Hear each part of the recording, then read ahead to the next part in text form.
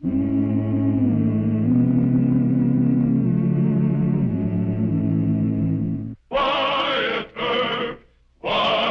Earp, brave, courageous, and bold. Long live his fame, and long live his glory, and long may his story be told.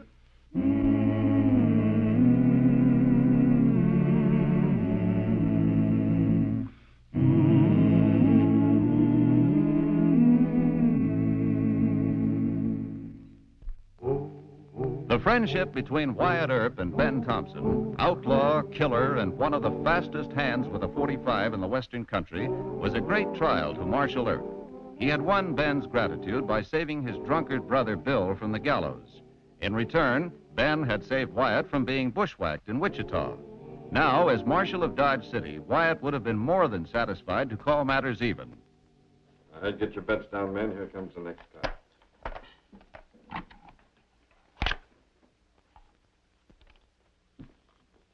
Jimmy? Harry? Charlie? Hold it, Ben. What's wrong? We want to see that deal box.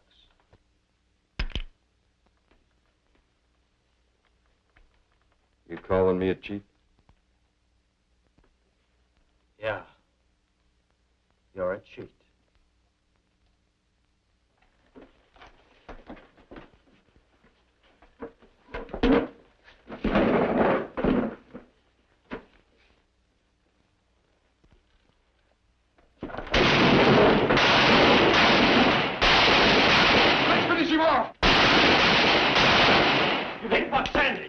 Looks like Thompson's finished. Come on, we gotta help Buck.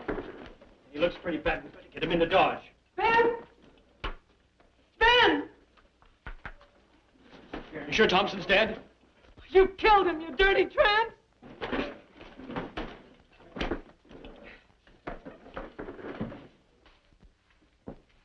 Oh, that's a fine thing. Get myself all busted up so I can't use a gun. Shh. They might come back. You're going to have to hole up in your room. No, we'll make a run for it. You can't. You can hide upstairs. All right, if it's got to be. Dooley! Dooley, give me a hand here. Wyatt. You still friends with Ben Thompson? What'd he do now? He just plugged Buck Sandage, foreman of the Circle Bar. Sandage was dead before they could get him to town. Well, when you start gunning with Ben, that's what you can expect. According to talk around the saloon, Sandage got it in the back. Ben wouldn't do that. Where's Ben now? I don't know. Some say he's dead, some say he's only wounded. Where'd all this happen? Out at the old Three Forks Tavern, out in the county. Ben had set up a faro game there. Well, tell me inside. Well, the Circle Bar boys sent for their boss, Riggs Miller. They say if Ben Thompson's not dead already, they're going to hang him. Well, if he's still alive, I should let him hang. He never does anything according to law. Well, Sandage shoot him up? Not by himself, no, sir. They say there was about a half a dozen Circle Bar boys in on it. It sounds like Ben. He never did think about the odds in a gunfight. Blasting away against a half a dozen guns. You know, he's fast, but he's not that fast. Well, there's nothing I can do to help him. He can't expect me to... Wyatt, how about me taking a couple of deputies and riding out there? Why? Look, Wyatt. I don't know Ben Thompson, but I do know Riggs Miller and the Circle Bar boys. They're nothing but a bunch of murdering hoodlums. See, they've never ridden into Dodge since you've been marshal. But ask anybody about them. Now, if I'd ever been friends with Ben Thompson, the first thing that I would... All right. All right. I'm still friends with Ben. Lord's punishing me for my sins, I reckon. Well, we all of us got a cross to bear of some kind of another. I'll go. If Ben's still alive, he'll be expecting his dear old pal. But don't you mention this to anybody, you understand? Don't you want me to come along? No. I can't mess in this officially. I've got to think up some kind of a trick to get out there so the Circle Bar won't know who I am.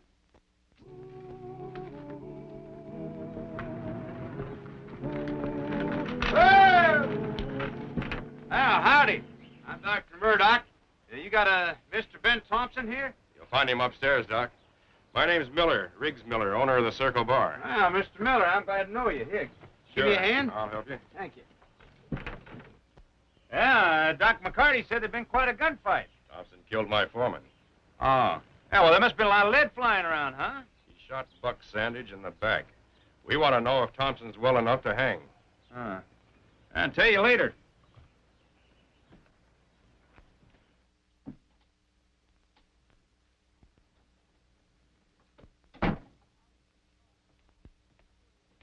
Howdy. Hold it. Who are you? I'm Dr. Murdoch. Come to see Mr. Thompson. You from Dodge City? Yep. The only doctor I know from there is Doc McCarty. Well, I'm his new helper. Now, you want me to see Mr. Thompson or not? I suppose you'll do. Go ahead. Thank you, ma'am.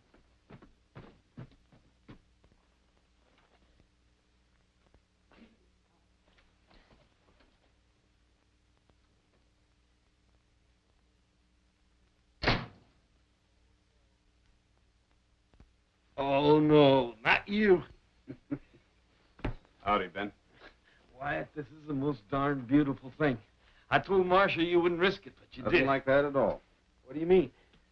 I'm here to put you under arrest. What kind of a pal are you? What are you arresting me for? Well, Riggs Miller told me that you shot one of his foremen in the back. Now, you know me better than that, Wyatt. He was shot by one of his own stupid friends. That bunt line is really something. You just lay back, take it easy. Doc McCarty gave me some medicine to douse you with here. Try and get you to his office as soon as possible. How many Circle Bar men are waiting downstairs? About a half a dozen. Well, I don't want you to make no fight for me. You just get me to a horse and let me make a run for it, all right? Nope, you're my prisoner. Can't you quit thinking like a John Law for 2 minutes? I could end up in jail. Then what? I'd have to stand trial, maybe get the rope or something. Will you hold your hand still? I had to know. How is he, Doctor? Doctor? He isn't a doctor? No, Angel. This is my pal, Wyatt Earp. Wyatt, Miss Marcia Duval. Howdy. Are you really Ben's best friend? Oh, I'm his best enemy. What a mind for fun. He don't waste words like I do, Angel. He puts them all in a nutshell. Best enemy? What's that? Let me explain it to her, Wyatt. My dear friend here is going to take me down there through those Circle Bar men, then to Dodge City to stand trial for murder. You call him a dear friend? Well, he's not a friend. If you were a true friend, you'd kill those men outside and turn Ben loose. Now, honey, you just keep... Please, both of you, look. Ben's got no other choice. If he doesn't come with me, well, the Circle Bar's going to lynch him. If he does go with me, I promise him a fair trial in Dodge. Now, you get in that buggy of mine and follow us to Dodge. I'm with you, pal. But, Ben, you Now, can't... honey, you just keep still and listen to Wyatt. Go ahead, Wyatt. Here, sit down. Now, I think I can stall Riggs Miller for a few minutes by telling him that you're about to die. Where are your horses? Out back. They were. I'll see. They're still there, but a Circle Bar cowhand is watching them. Miller's men have got their horses in the stable, huh? Mm-hmm. Well, I'm talking to Miller. I want you to go out and set fire to the stable. Can you do that? Of course. I told you he had brains. I'll sneak down the back stairs. When all the excitement starts, I'll make a break for the horses, right?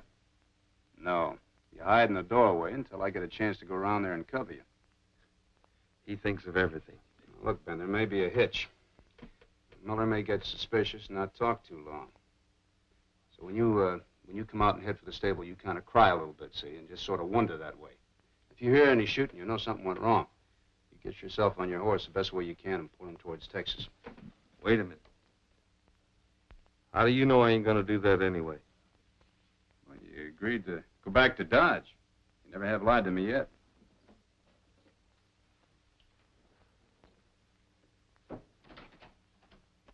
He always was a mind reader. But if you've got to go on trial in Dodge City... Shut up. Go start the fire.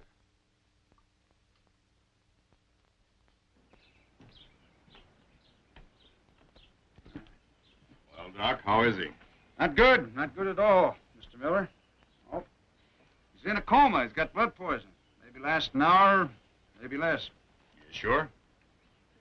Mr. Miller, I'm just giving you my professional opinion. We don't have any drugs out here to treat blood poisoning. In Mr. Thompson's case, well,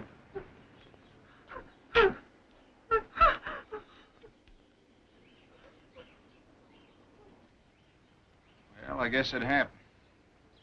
Kind of sudden, wasn't it? Mr. Miller, you can't hold a stopwatch on death. Guess you better go up there and sign that certificate. Mind if I go along? No.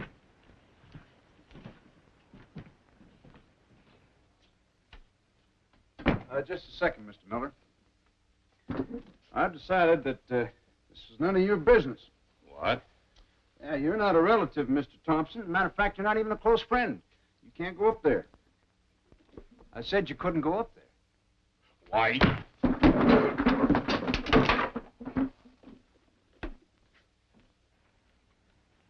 Boss went up to have a look at Ben Thompson.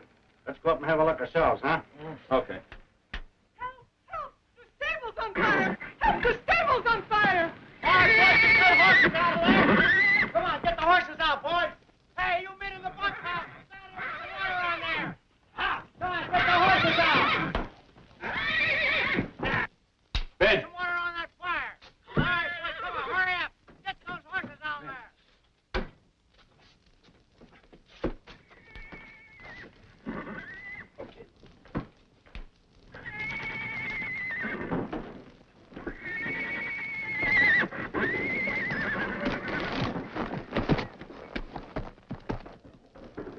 Come on, up. Look, there's Ben in the dock. It's a trick.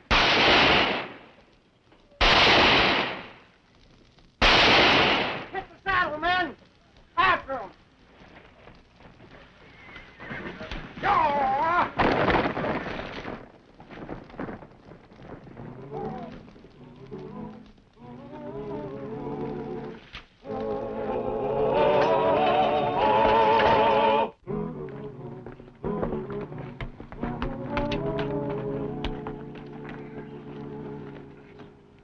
What are we stopping here for? We don't have too much of a lead. You need a rest. Come on. Just give me a drink. I'll be all right. It's right here in my I'll give pocket. it to you on the ground. Come on. Swing your leg over. Now watch.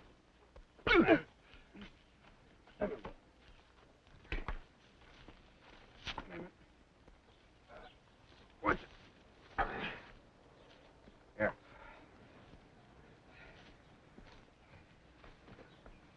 Come on. Come on.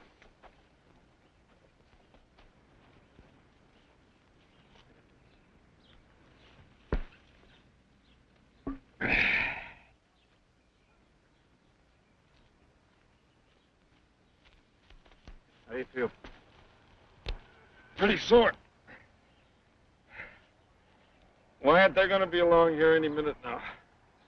Those people down in Dodge will probably turn in a hanging verdict anyway, so why don't you just go ahead on and save them the trouble? Because I don't like Riggs Miller. Anyway, those Cheyennes don't know how far this whole bunt line can shoot. Try and pick a couple of them off their horses. I think it's a buffalo gun shooting at them.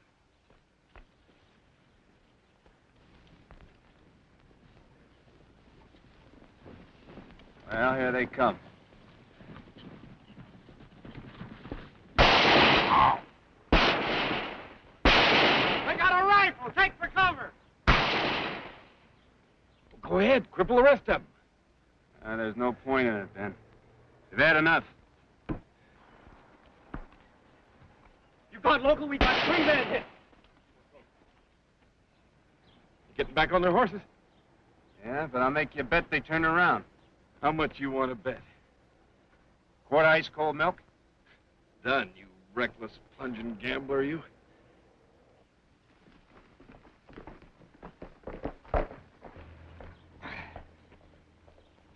One quart of ice cold milk, I always say. You know, you're pretty good with that overgrown colt. It's no colt. It's a stallion. I'll never stop thanking Mr. Buntline for having it made for me. You make it to Dodge?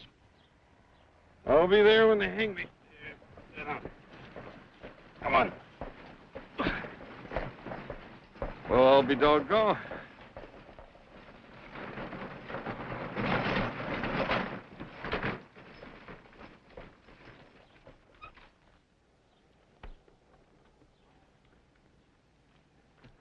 Angel, you got wings. Get your hands up, Mr. Earp. This is as far as Ben goes with you. Now, honey, we don't point guns at our friends, so give Mr. Earp the gun. It's not what he says, it's what the jury will say. Are you going to give him that gun? It's foolish to trust a jury. Ben, I'm begging you. You know better than... Marcia, give me that gun. Give the man the gun. What will you do if they convict him? Miss Marcy, I promised Ben he'd get justice. Here, you ride in a buggy with her. You know, if I could use my hands, Angel, I'd give you a good spank. He's already saved me from the circle bar rope, and if I got to hang in Dodge, we'll be square. I owe him a hanging. Come on.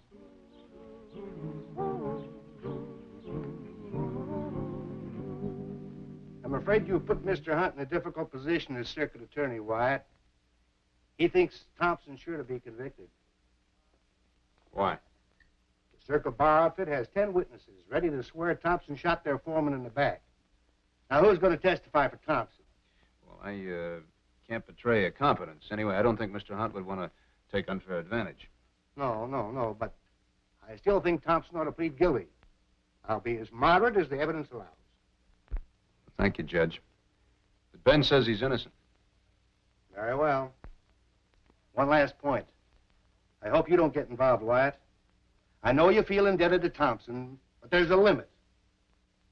Oh. Good night, Wyatt. Good night, sir. That'll be all, Mr. Thompson.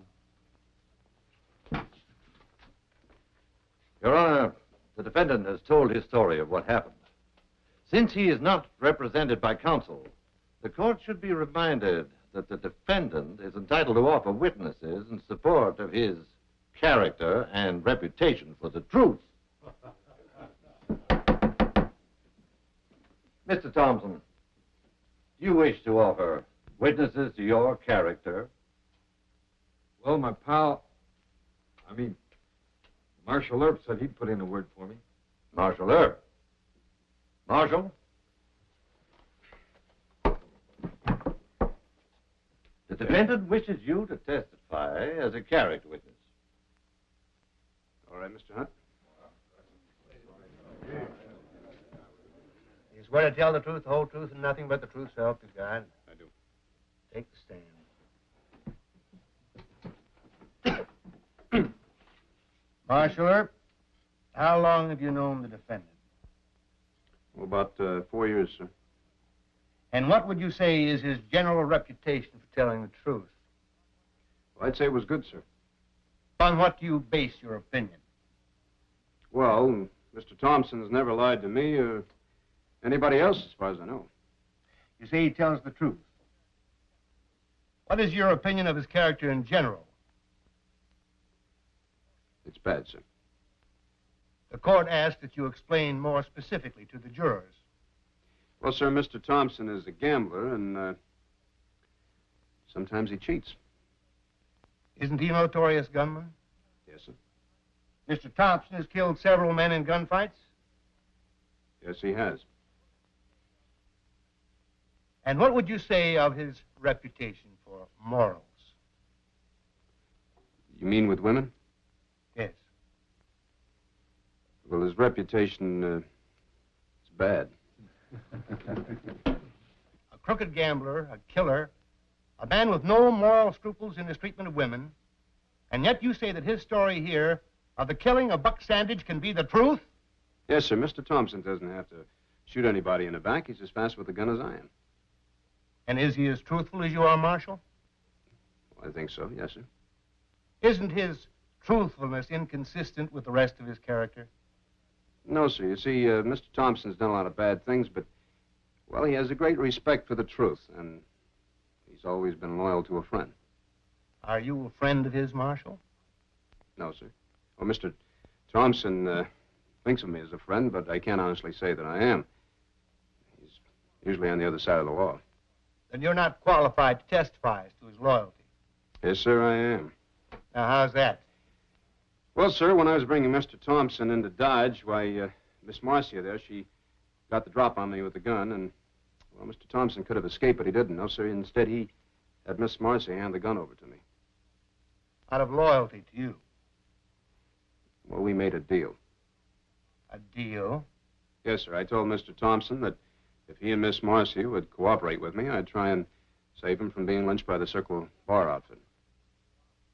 Just what does the word cooperate mean in this so-called deal?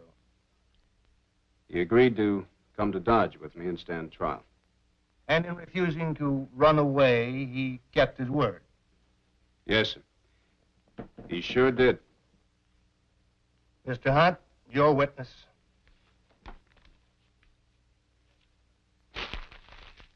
State has no questions, Your Honor. You may step down, Marshal Earp.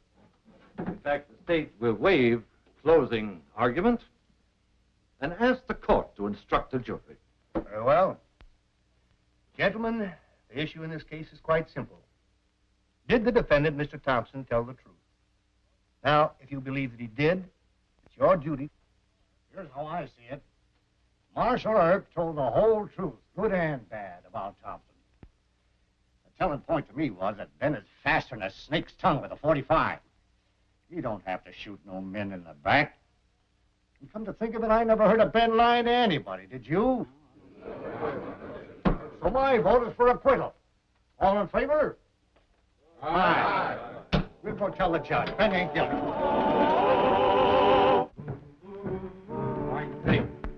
Jury sets me free, and right away you gotta run me out of town. I don't want any trouble. I can understand that, Wyatt. But is this any way to treat your pal, not even letting him have his guns? What are people gonna think? I don't care what they think. You're a bad character, and you never caused me anything but trouble. Quit calling me pal. Stop bragging about us being friends. No, I know you don't mean that. I love you like a brother.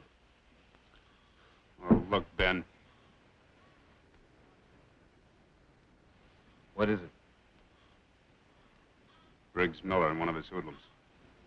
That doorway yonder. Give me a gun. You can't shoot. Yeah, I can. Yeah, I can. Just put it in my right hand here.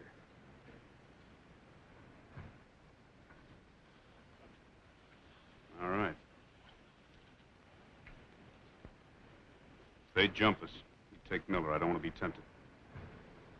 You better quit this shooting to cripple, Wyatt. One of these days it's going to be fatal. To you.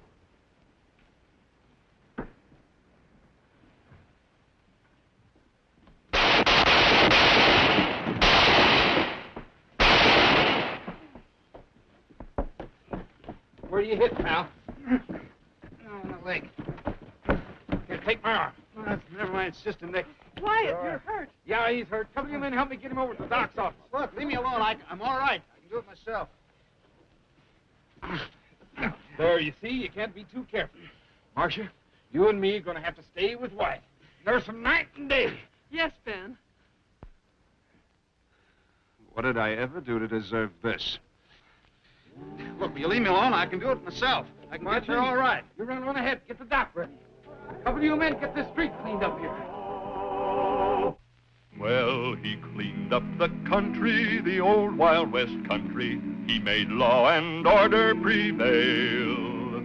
And none can deny it, the legend of Wyatt forever will live on the trail. Oh, Wyatt Earp, Wyatt Earp, brave, courageous, and bold. Long live his fame, and long live his glory, and long may his story be told. Long may his story be told.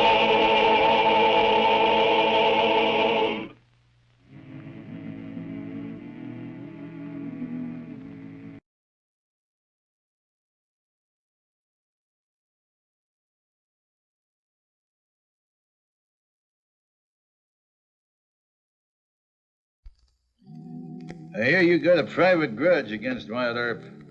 I sure have, Mr. Morris. Rousted my kinfolks, Manning Clements and his brother. Why don't you go to Dodge and kill him? Used to be a sharpshooter, didn't you, with the Tennessee Brigade? Yeah, old Betsy can get him at over 400 yards, but bushwhacking a Johnny Law, I don't know. Starts a posse chasing you. $1,500. What's that you say? 500 now and another 1,000 when you get Earp. 1,500. A lot of money.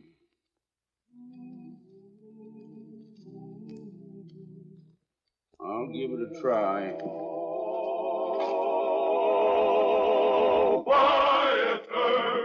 Wyatt Earp, brave, courageous, and bold.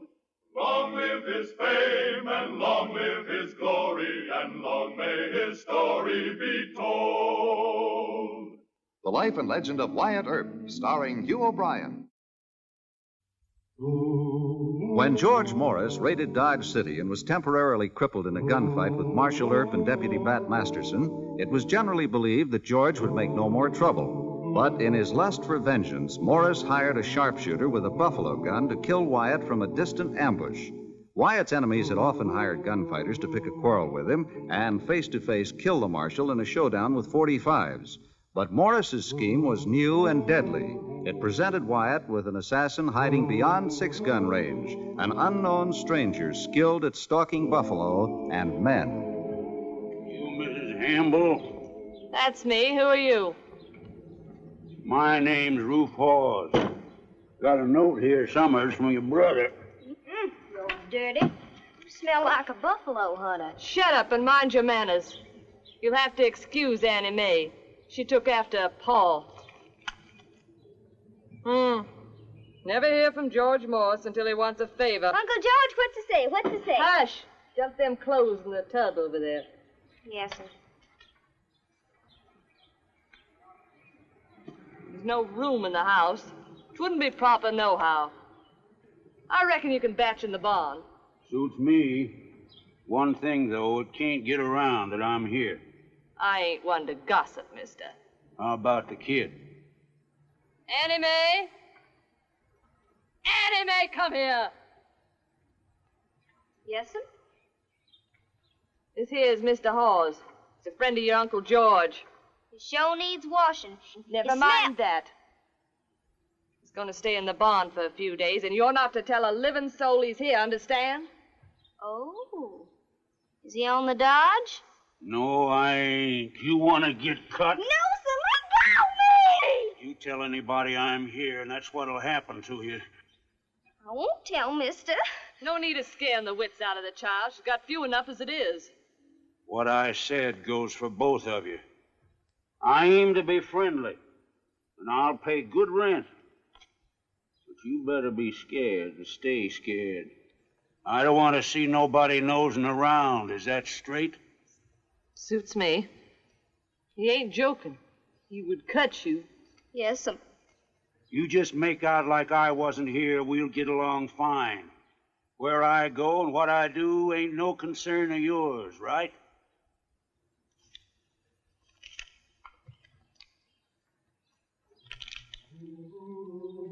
How much? Why, that's all month's washing almost. So keep it a secret. Yes, ma'am.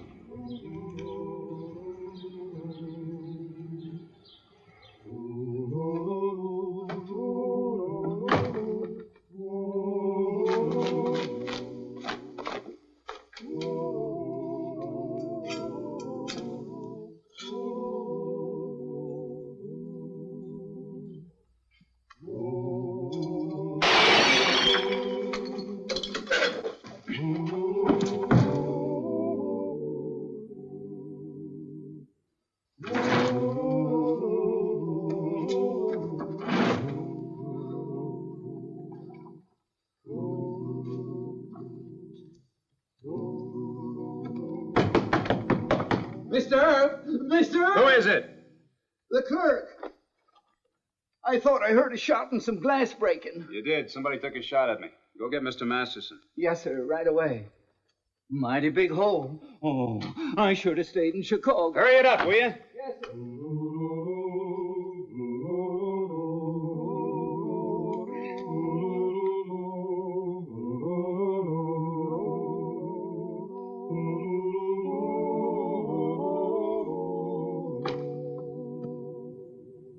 This must have come from a rifle.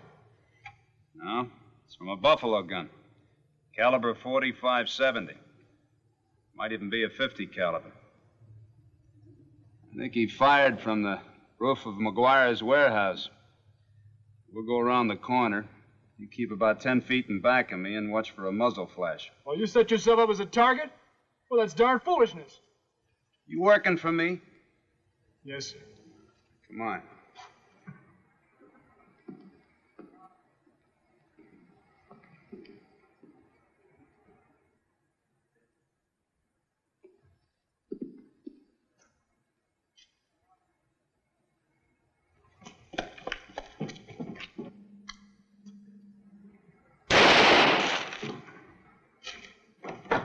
You hurt?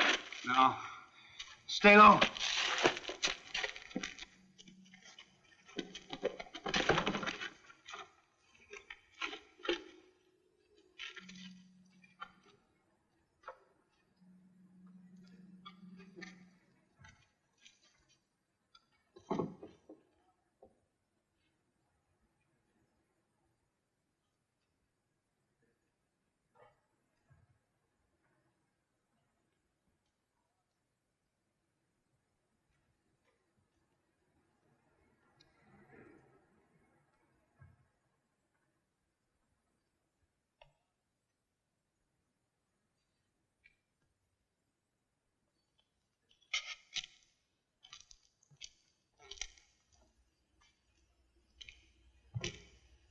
There are the footprints, but no empty shells. He must be a buffalo hunter. They always reload their own cartridges. He took his shell cases with him. You know, I can't figure this. I was a buffalo hunter. I got along well enough with all the other hunters. Somebody hired him to bushwhack you. Yeah, must be.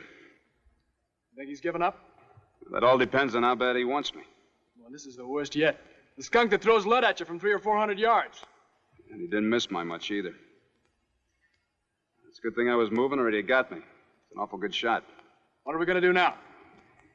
Well, the buffalo hunter is used to shooting at a standing target, so I reckon I better keep moving fast. In the meantime... You need a bodyguard, Wyatt. In the meantime, you round up the rest of the deputies. Tour the town. Find out if any strangers came in. I'm staying with you. No. Any sharpshooter that can put a bullet through the crown of my hat from a block away isn't going to be bothered with any bodyguard. You could pick me off in a crowd of 20 men. Wyatt, for gosh sake, why don't you hold up for a couple of days? Give us a chance to find him. Because I can't. I can't leave town, and I can't hole up. But I'll tell you what I will do. I'll be real quick and nimble like. I'll get going.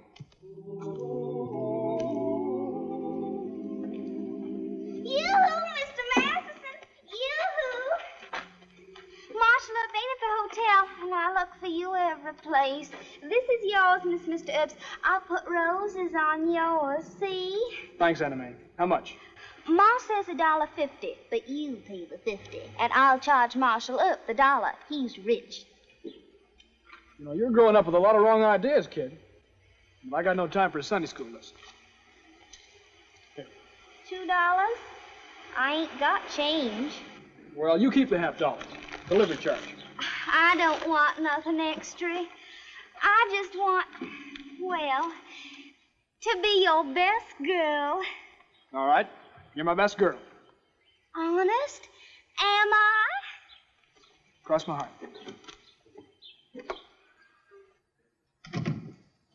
Any luck? Nah. You went through that south side like lightning. My best girl brought the laundry. Yeah, well, you stick to Annie Mae. I don't know. I think I ought to teach that girl some moral training. And did you check all the hotels? Yeah?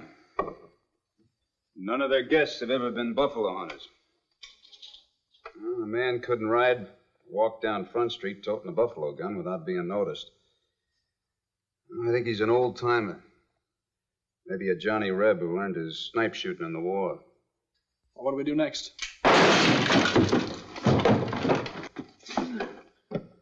Over there. Picnic grounds. Go get the boys.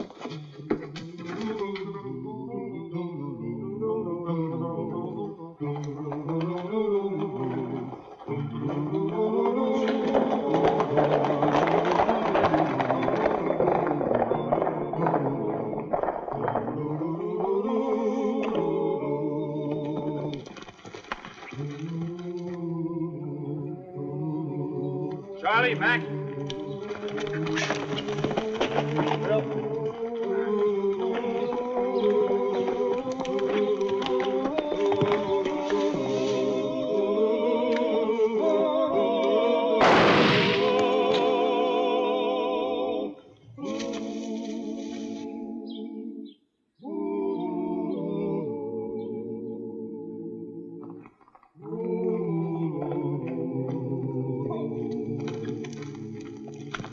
You hit? No, but he got Tony. Fine horse, and I'm gonna miss him. Well, just don't stand there. Let's get him. Wyatt, use your head. We're not going to let you walk into that ambush. Plain suicide, Wyatt. This isn't the way to do it, and you know it. We'll ring out all this side of town, house by house. But we'll do it, not you. All right, we'll try it your way.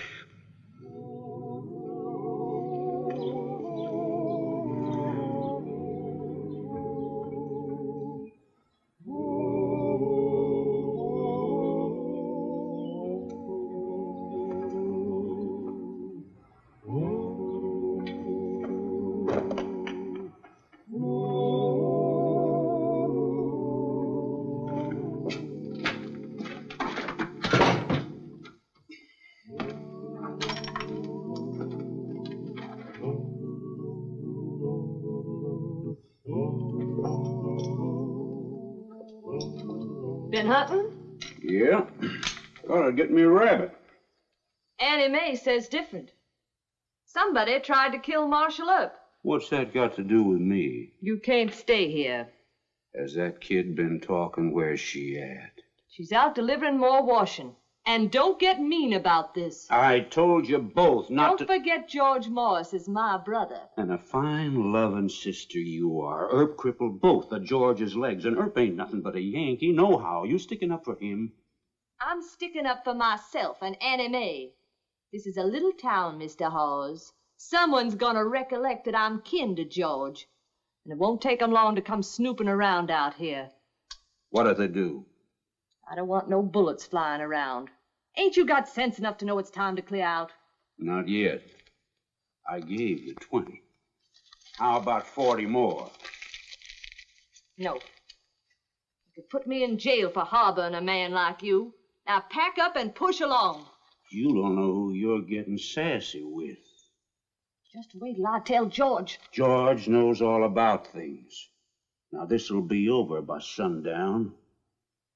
If I don't take care of my job, it'll cost me $1,000. And you know who I'll blame for it. All right. Better be. But I still get the $40. Sure.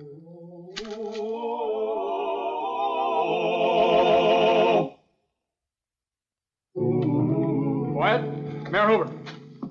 Howdy, Mr. Hoover.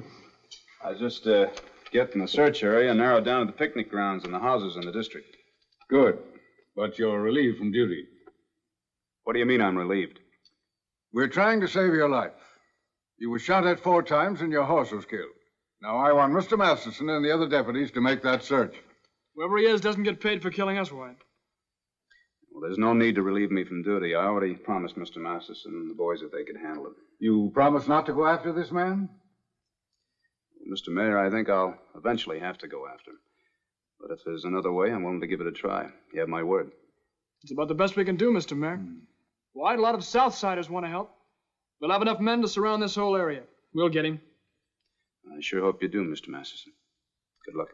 Thanks, Wyatt.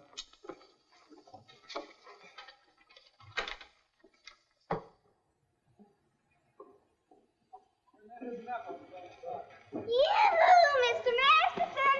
Yoo-hoo! This is a layout. Where's right Marshal Earp? here. He's busy. You run along now, Anime. Ain't he going with you to catch the man? Please, Anime, don't bother me now. I got a secret. Later, not now. Vamoose, young lady. You'll be sorry. Trot along home. Now, we'll string out along this line here. The other deputies and I will take each house and barn in the following order. Start right here.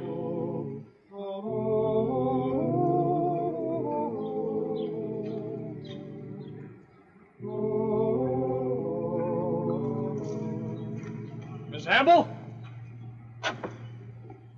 Oh, Ben. Annie Mae with you? No, ma'am. She was hanging around the jail. I thought she started home. She's usually tagging after you. She's all right. We're looking for the man that's been shooting at Marshal Earp with a buffalo gun. Seen any strangers around? No, I ain't. You boys are welcome to look. Shall I look through the barn? Waste of time, Hal. I know Mrs. Hamble. You see a man skulking around, just holler. I sure will, Ben. Thank you, ma'am.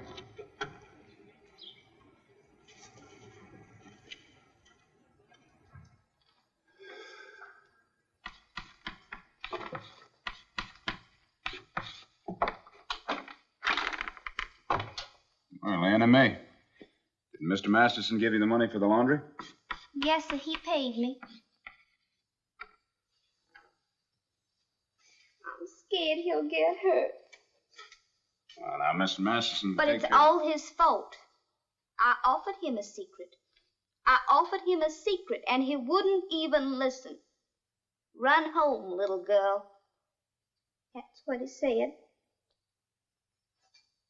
What kind of a secret? So if he gets hurt or killed, it won't be my fault. Why don't you offer me the secret? I'm not your best girl.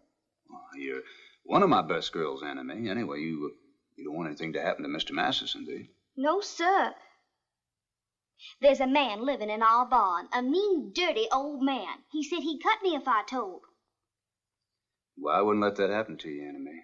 You come on over here and tell me all about it, Well, I will. Good. Sit down. $4.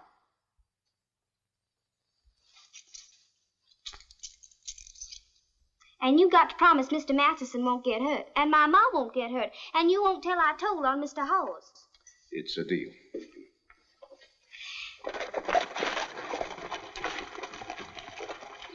Well, no sign of anything, Bat. I think he left town. It sure looks like it. We better report into White. If he wants more searching, we still have the daylight to do it. Come on. Now, do you remember what you're going to tell Mr. Hawes? Yes, sir. I'm to rush in all out of breath and say, I just seen Marshal Earp going to the picnic grounds. All by himself. All by himself. Thanks for the $1. Goodbye. Goodbye.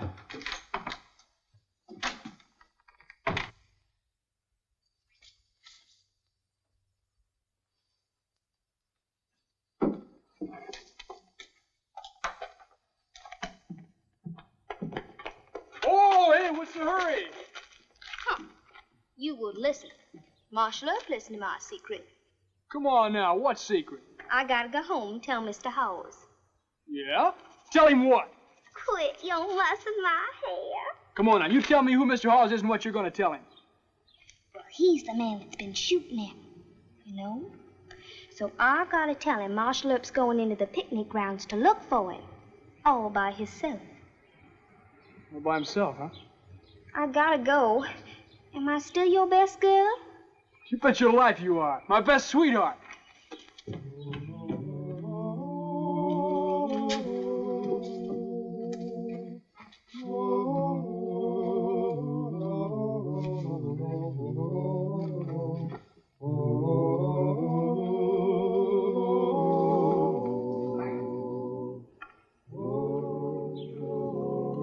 Annie, come on here. Yes, right in. You better look out, Mr. Hawes. I just seen Marshal Earp going to the picnic ground. How many was with him? All by himself. Mr. Masterson and the others went back to town. Did Earp have a rifle with him? Yes, sir, and his 2 big pistols. Annie Mae, what are you telling? None of your business, so long as it's the truth.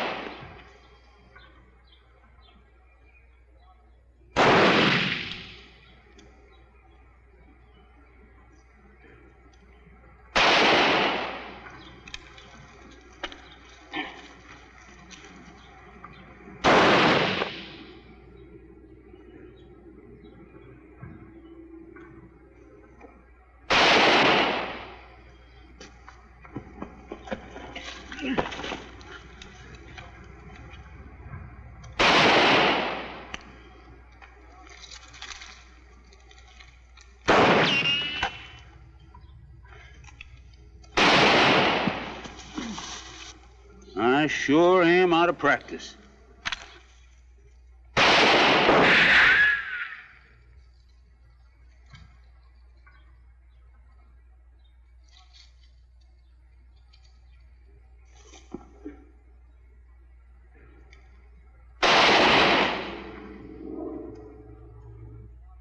Wyatt, he's down. I think I got him.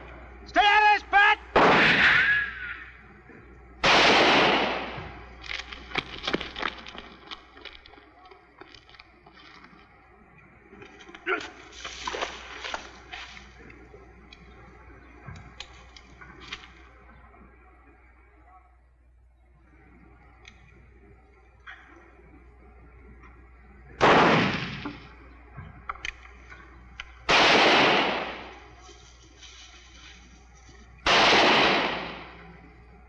Pat, hold your fire!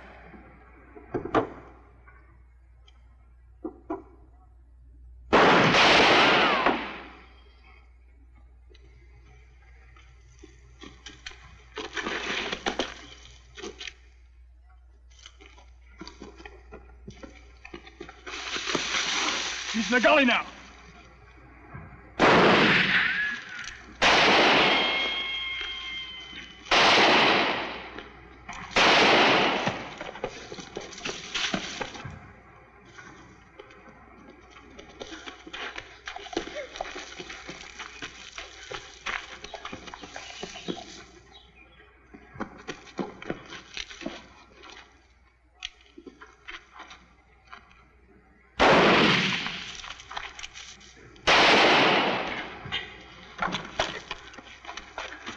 He hasn't got a gun. Let's rush him. No. He's got houses behind him now.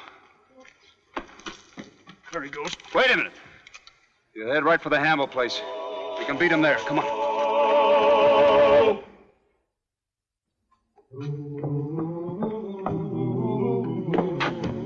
But the shooting's died down, and they must have caught Mr. Hawes. Why do we have to leave? We've been harboring a criminal, and your Uncle George is going to have to fix things. Now, you wait here until I close up the barn.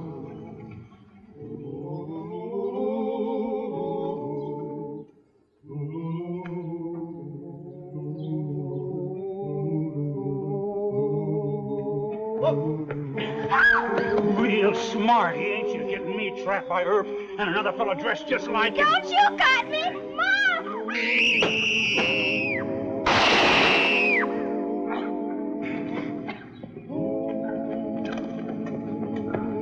Don't kill me.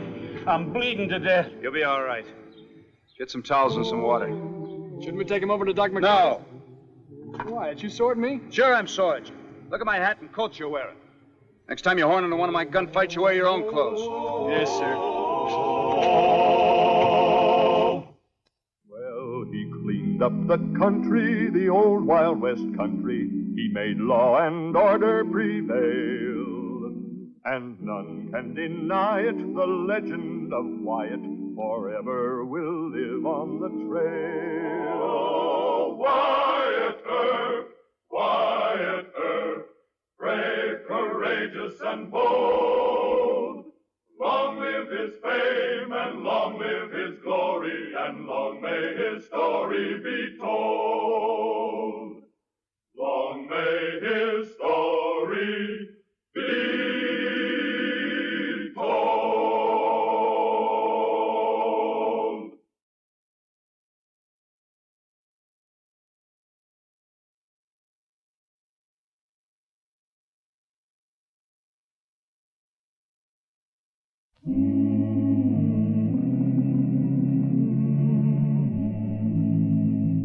Wyatt Earp, brave, courageous, and bold. Long live his fame, and long live his glory, and long may his story be told.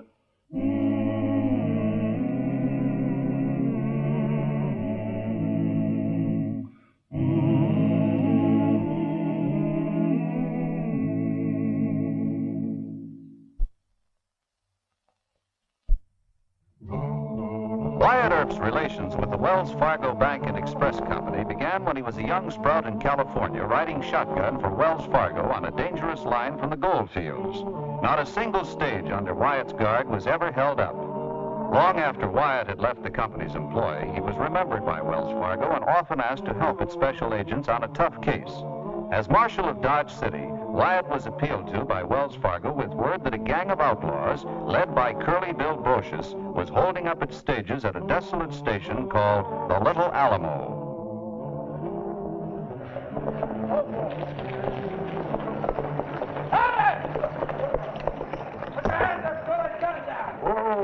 Keep them up. Get the money bag. Get the passengers' money. That's coming to the door to that depot. Give me that money bag.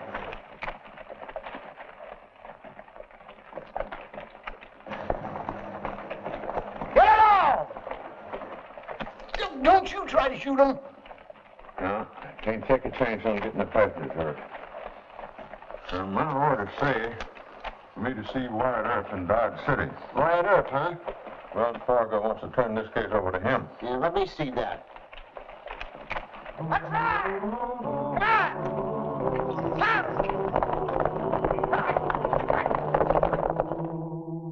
Now, here's Little Alamo, 40 miles south of Dodge, out on the edge of the bushwhacker country. This Curly Bill Brocious and his gang have pulled 3 holdups in the last month. They got a camp in Bushwhacker. I'm afraid it takes a small army to run them out. Well, it's my job to help go after him. No, the company asked me to go as a personal favor. I owe Wells Fargo for giving me a job when everybody else said I was too much of a kid.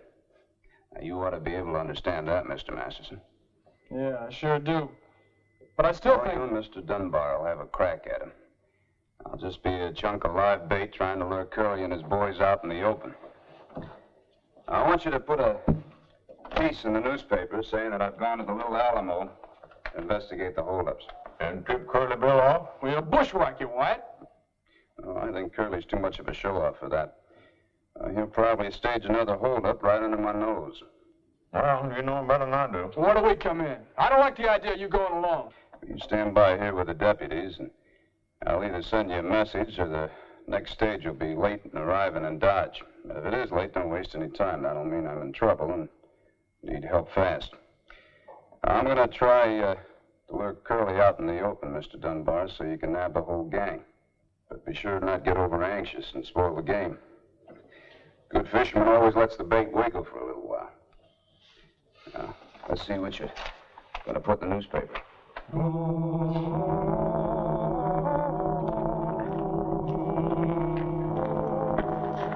Hey, Dutch, what's the hurry? Why are you carrying the food? Don't ask me why. They have for years. It's just one of those things. There's other places to hide it. Hey, boss, look at this. What is it? What's the matter? That big-headed Earp, what does he think he is? Maybe we can hit him off before he gets to Little Alamo. No, we'll get the noon stage and laugh at him. No, I don't know. Don't be stupid. Earp's running a bluff of some kind. He wouldn't come down here all by himself. But we're calling his bluff, cold turkey. Let's ride!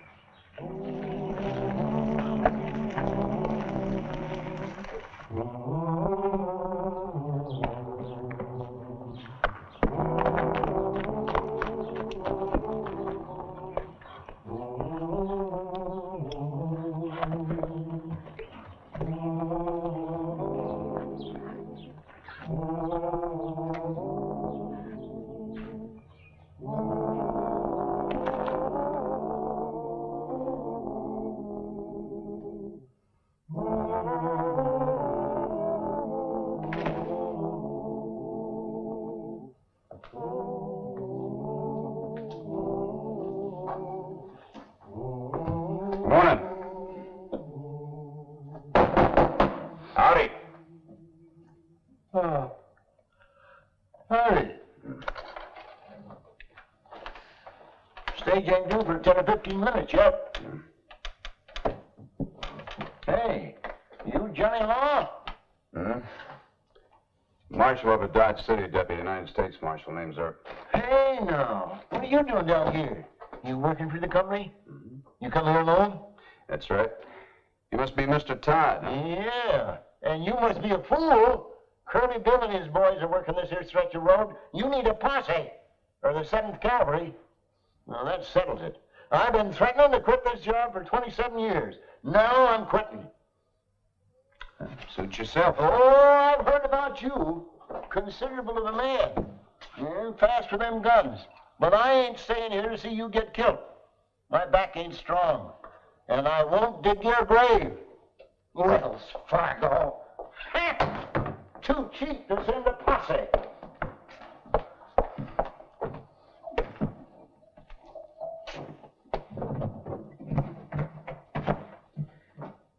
Mr. Dunbar says that Curly Brocious works close to the station. Close. They rode right up to the front door and took the cash bag off of number 7.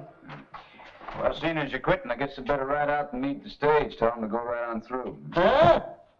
You don't expect the company to provide you with transportation, do you? After almost 30 years? Man doesn't quit a station until his relief comes. You can walk. It ain't healthy around here, Marshal. I could get killed, along with you. Sure, you take that chance, so just walk away from it. Well, they told me you were a mighty cold-hearted man. Now, come on, I got a ride to meet the stage. No, you ain't. Here she comes.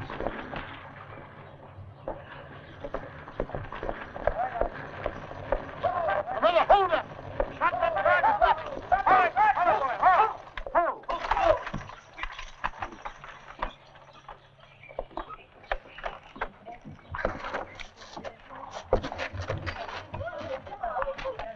Come on, get outside. Oh, I'm so frightened. Just step down. You'll be all right. Oh, Mother is... Oh, She'll be all right. Take her inside. How far back did they come here? 2 or 3 miles, I don't know. Well, I know. It was right within sight of this station. They killed the guard, they stopped the driver, they robbed us, sir. All right, get inside. They may come back. Wells Fargo, I'll sue them for this. Save that for later. Just get inside. Miller, Reagan, friends of mine, both dead. I'm sorry, Mr. Todd. You go get my rifle and saddlebag off my horse? Thank you.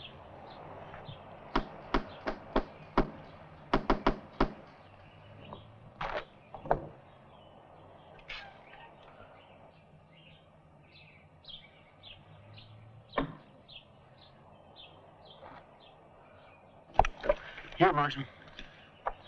Well, I didn't get the money back this time. They'll probably come back for it. No, I can drive. You ride shotgun and we'll get out of here. Well, with all those people, maybe that's best. But we gotta hurry, Marshal. You go get them passengers and I'll change the team. No, we can't wait for that. Those horses can last to the Cross River Station. Here, you put this back under the floorboards and then keep a lookout.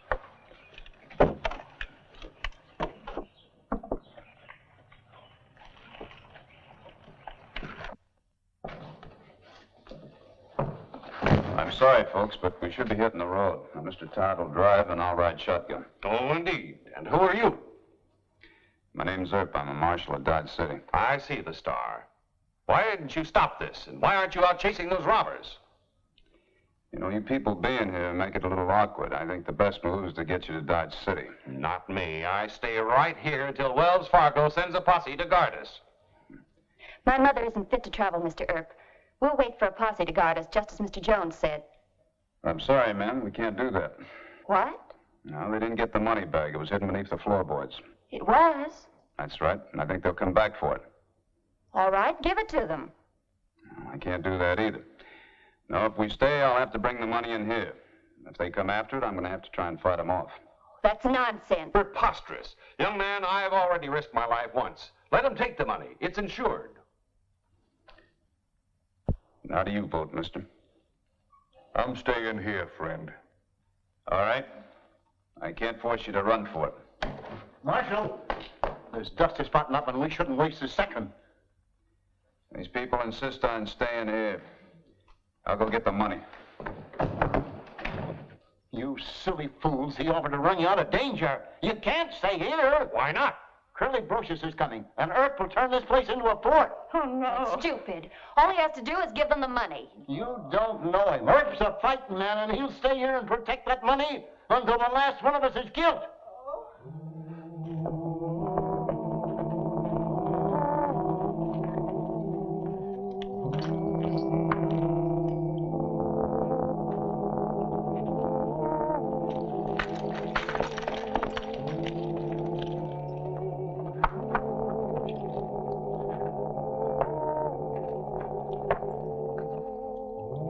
that's Wyatt?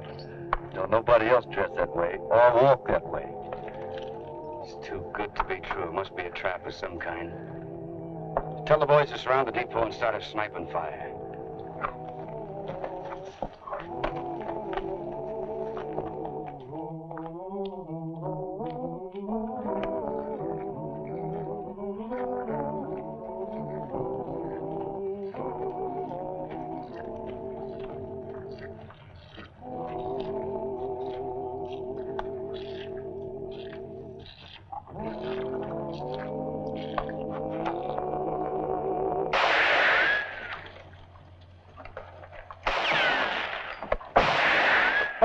You people get in the other room. I demand that you give those men that money.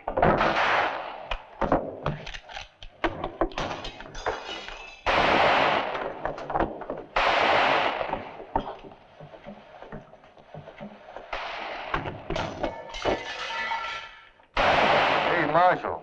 Yeah? Give me a gun and I'll cover the other side. Well, they're too far away for pistol range. Old man Todd's got a buffalo gun in the back room. Maybe he'll lend it to you. Fine.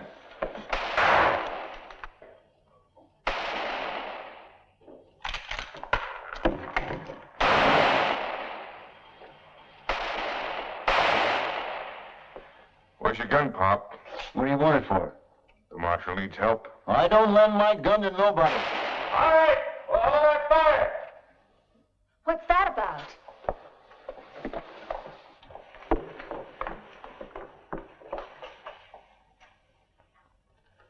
Is that a flag of truce? That's right. What do they want? He wants the money and you. Me? Yeah, Curly likes women.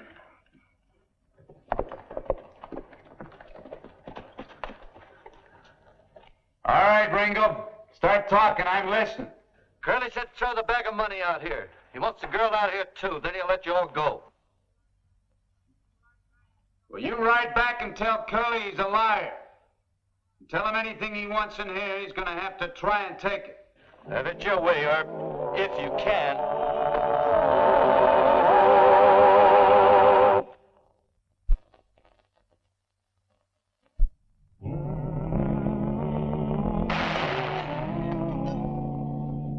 Why don't you give him the money? When a man comes after with a gun, I don't give. They agreed to let us go. You're risking all our lives. Where are you from? Los Angeles.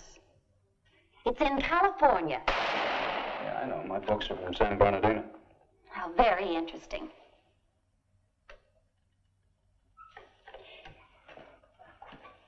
Is it that you just like to fight? Nothing you said so far makes any sense to me. Mama can't stand much more of this. She's got a weak heart. Want some water? Well, what'd your mother think if Curly Bill came and got you? Even an outlaw wouldn't do that. You're trying to fight me with cheap melodrama. Well, of course, you're from Los Angeles. You know outlaws a lot better than I do. You better go take care of your mother.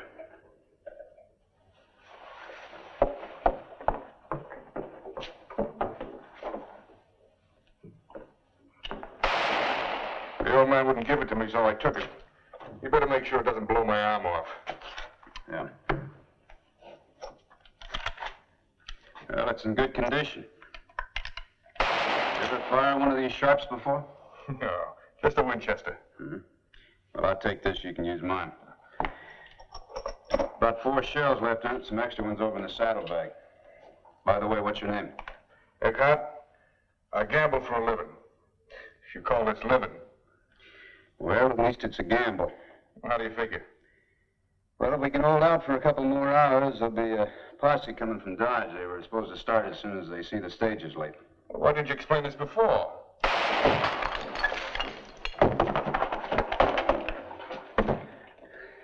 We'll be needing water. I'll try and get to the rock. Give me that rope.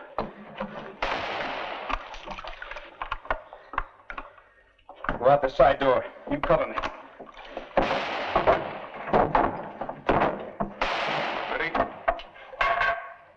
Let's go.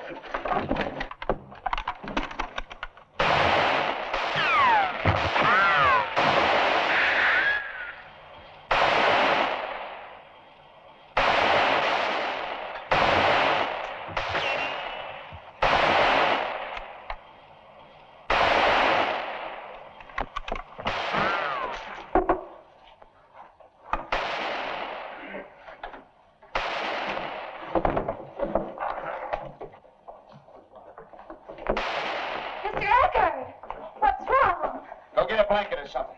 He's dead. And it's all your fault. I'll take the blame, but not from you. Mr. Eckhart was a brave man. I said, get a blanket!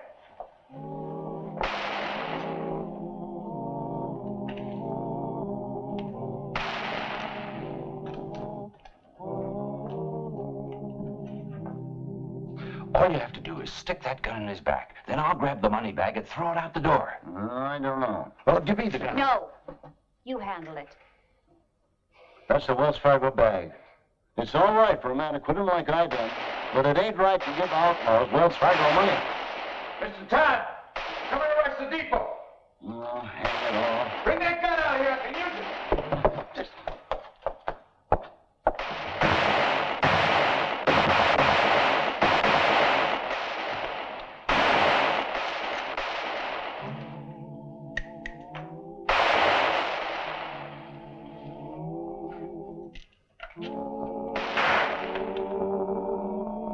The outlaws.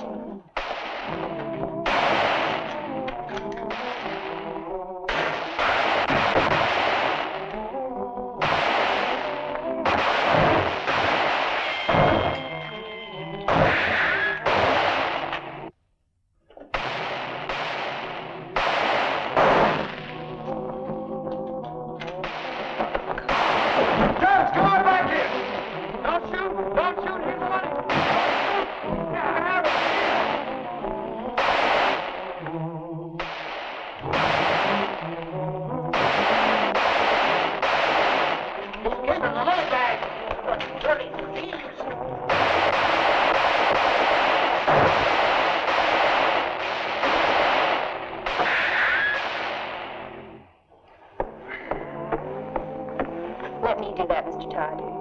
Do you mind? No, go ahead. Watch yourself. You know there's just about enough of those cartridges left for one more time?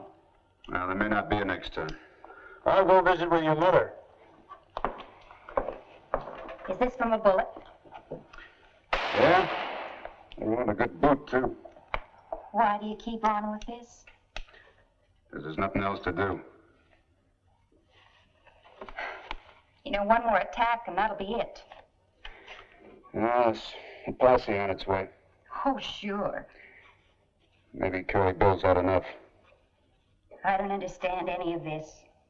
2 men killed on a stage. Poor Mr. Eckert and Mr. Jones. Just to save a rich company a few $1,000s. Look, I try to explain it to you the best way I know how. Well, if it isn't the money, why don't you throw out the bag as Mr. Jones tried to do? Throw you out, too? Yes. That'll prove the whole thing was unnecessary. In fact, I'll take the bag myself and... No. You stay here and the money stays here. You're a stubborn fool. We'll all be killed. There are worse things than being killed.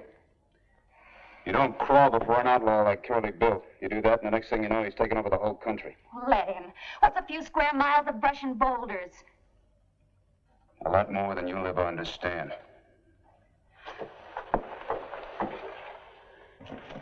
How we doing? We lost 3 boys. 3 more shot up pretty bad. You want to try it again, Curly? I want her dead. And I want that girl alive.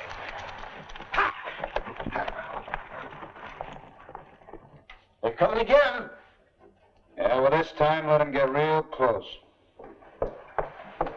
I don't suppose you care, but my mother is very ill. She's in a faint. Well, throw some water on her face. All right, let him have it.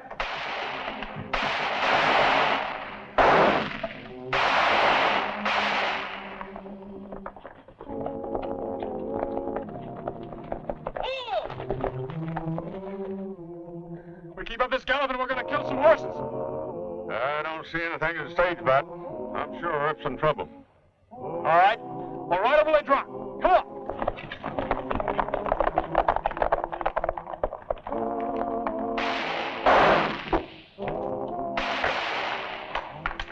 Oh, blast it all, Marshal. I'm out of shells.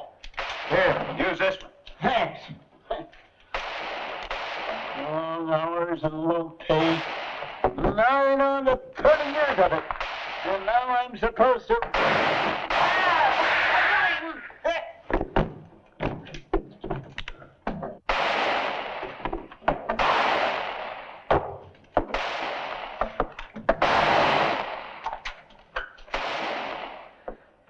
you in the shoulder. Here. Put your hand on that, you'll be all right. That's it. Press it hard. That's it. Press hard. Nice.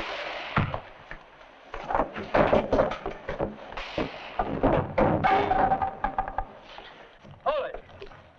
Get off your horses. We'll move in on foot. You needn't be afraid. Mr. Earp and Mr. Todd aren't able to shoot anymore. Here's the money.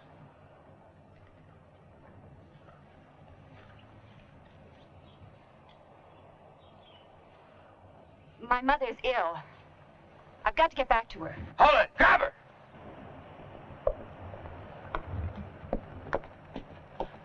Curly, let's get out of here. There's a posse coming. Don't get nervous. I want Earp, too. Take care of this.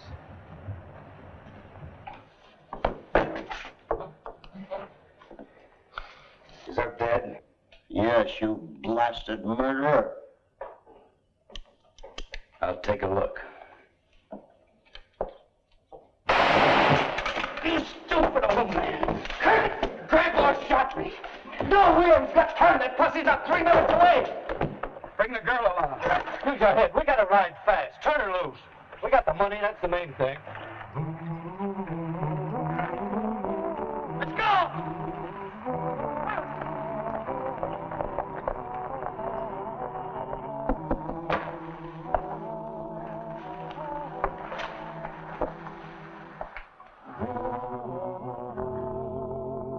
You are the meanest and the stupidest gal I ever met up with. Yes, I guess you're right. Where's Curly? He just rode off. Didn't he want you? The posse's coming.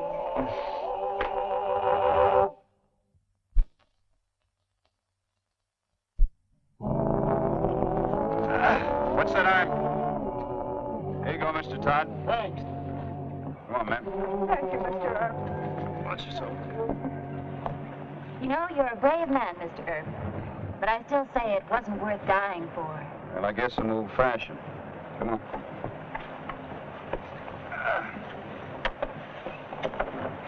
See you in Dodge, Wyatt. Right, sir. All right, Charlie.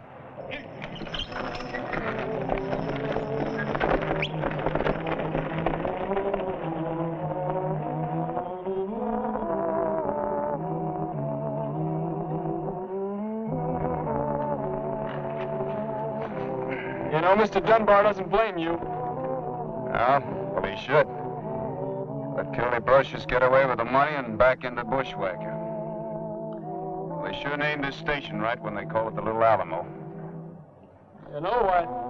There ain't many of the Alamo kind of people left. I think we better start raising a crop like them again. The Alamo was a prayer.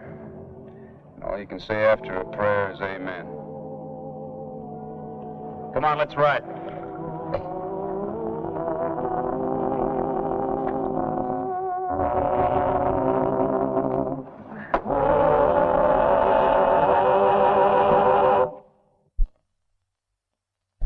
Well, he cleaned up the country, the old Wild West country. He made law and order prevail.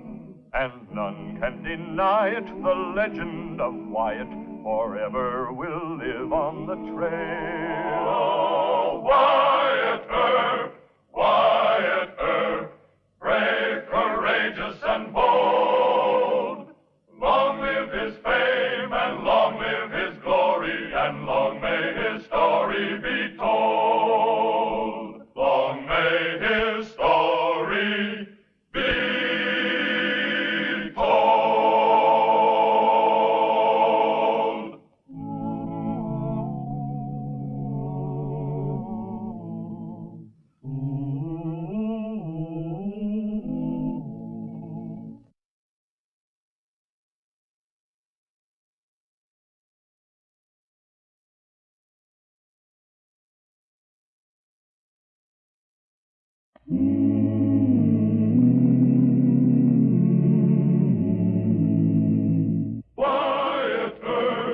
Wyatt Earp, brave, courageous, and bold.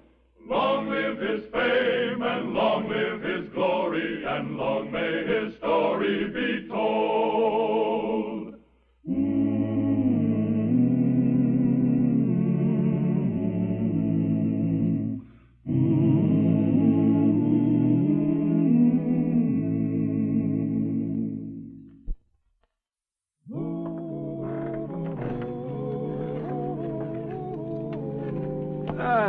Matthew. Let me help you. Oh, thanks, Marshal. How you feeling this morning? Oh, can't complain. Maybe you could, but nobody'd listen. I wish everybody had that attitude.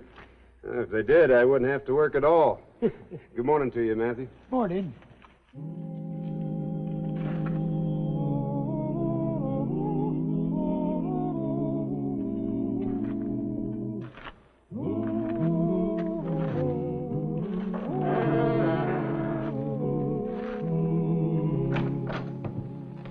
It's the afternoon mail, White. I haven't finished with this morning's yet. Yeah, here's one from Fort Leavenworth Prison.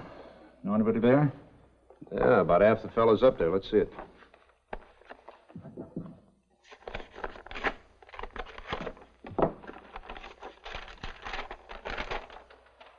It's from the warden. Says somebody by the name of Colby was discharged from there a couple of days ago. Thought I'd like to know about it. Colby, is that name familiar to you? Fred Colby? Yeah. Yeah, I know him. Went to school with him and his brother. Wonder why the warden would think I'd be interested in knowing about his discharge. Fred was sent to prison about 4 years ago. He confessed to robbing a stagecoach. I don't think he did it. I think he was shielding his kid brother Larry. Larry? Larry Colby. Now, that name's a little more familiar. Yeah, he was killed about 4 months before you arrived here. We never found out who did it. Fred will find out. Yeah, I'm beginning to understand now. Yeah, that's why the warden thought you might be interested. Fred will be coming back here. He'll come back to find out who killed his brother. Well, tell me all you remember about the killing of his brother Larry. Well, not too much, Wyatt. Larry was always the sort of a kid who was in trouble. He was real handy with a gun. He finally got a half interest in the Alamo Saloon. Even going to marry Jake Antrim's daughter, but... Joan Antrim? Yeah. Nobody ever saw him do a day's work. Always had plenty of money. He was a strange sort of a fella.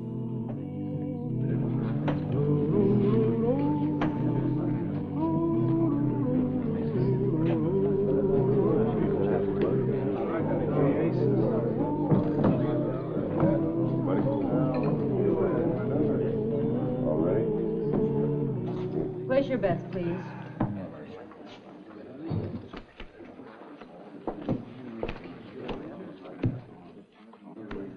The name of the game, gentlemen. Something you want, Marshal? I'd like to speak to your father. I think you'll find him in his office. Thank you, Miss Antrim.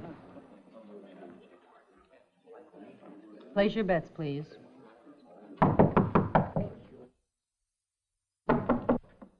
Come in.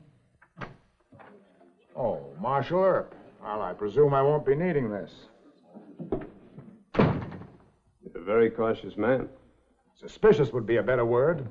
What is it you want, Marshal? I'm quite busy. I know. Understand you've been doing a good business. Please state your complaint or whatever it is, sir. Well, I have no complaint, Mr. Antrim. There's no need for you to be unfriendly.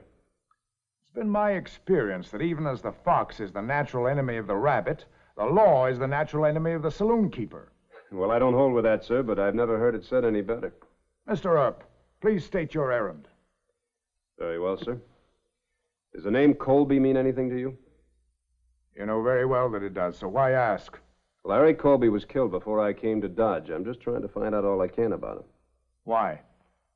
Because his brother, Fred Colby, was released from prison, Fort Leavenworth. I see. I'd almost forgotten about the brother. I guess I always knew he would be back one day. Well, why didn't you leave then? You could have done just as well someplace else. Dodge is my home, sir. I was here long before the railroad was. And I have no reason to fear Fred Colby or anyone else. But you do, don't you? Yes. Do you know who killed his brother, Larry? No. From what I've heard, nobody regrets his death much. Least of all me. He forced me into a partnership with him practically at gunpoint. Well, I've also heard that he might have been your son-in-law if he had lived. At least I was spared that. Well, from Fred Colby's viewpoint, it would seem you had a good deal to gain by his brother's death. I realize that. Well, what are you going to do about it? Question is, what are you going to do? Prevent another murder if possible. I want to find the man who killed his brother before Fred Colby does. You shouldn't allow him to set foot in this town. Well, you're wrong there, Mr. Antrim. He's entitled to be here as long as he behaves himself. If I knew who killed Larry Colby, I wouldn't tell you. Now, why don't you just leave, Mr. Earp, and let me handle my own affairs? Well, just don't do it by shooting, or you'll be seeing me again. Good evening, Marshal. Good evening, Mr. Antrim. And thank you for your cooperation.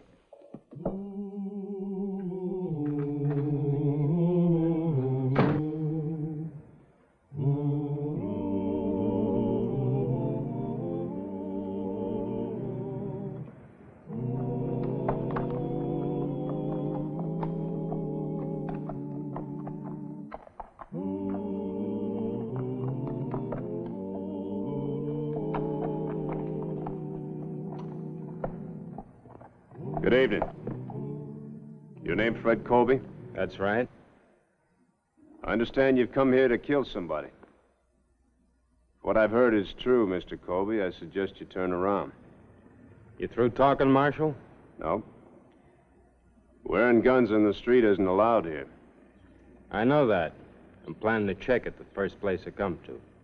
Look, Mr. Colby, if a man needs to be punished for something that he's done, that's the law's job, not yours. First place, you have to prove it, and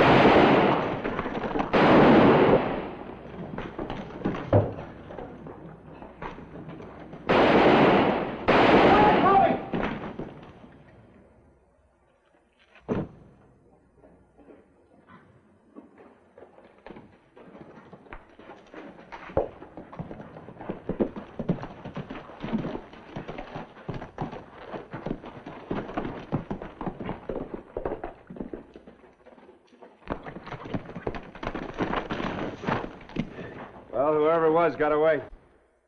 Well, thanks for trying to get him anyway. it's all right. I'll go get your horse. In the meantime, why don't you walk over to the jail office and wait for me? I'd like to finish our talk. You arresting me? No, Mr. Colby, I just want to talk to you. You might check your gun with my deputy, too. All right. See you there.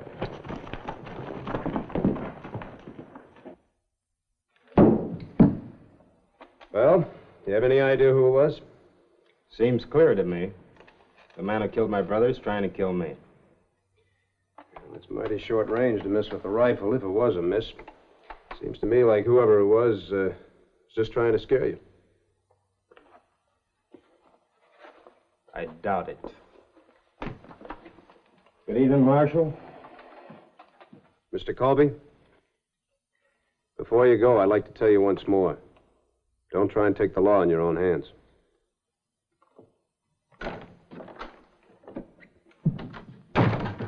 I checked his gun. The one he was wearing, you mean? Well, there are a lot of ways to kill. If the man really wants to. You think we ought to lock him up or make him leave town? What charge? Being named Colby? No, you just keep an eye on him. If he leaves the hotel before morning, come tell me. Yes, sir. Hal, don't plan on preventing a crime by shooting Colby. A deputy can be just as guilty of murder as anybody else. You know I wouldn't do a thing like that. I know, Hal. You want to keep the peace just as much as I do. Just don't let it bother you. We'll do the best we can. Sure. Night, Wyatt. Good night.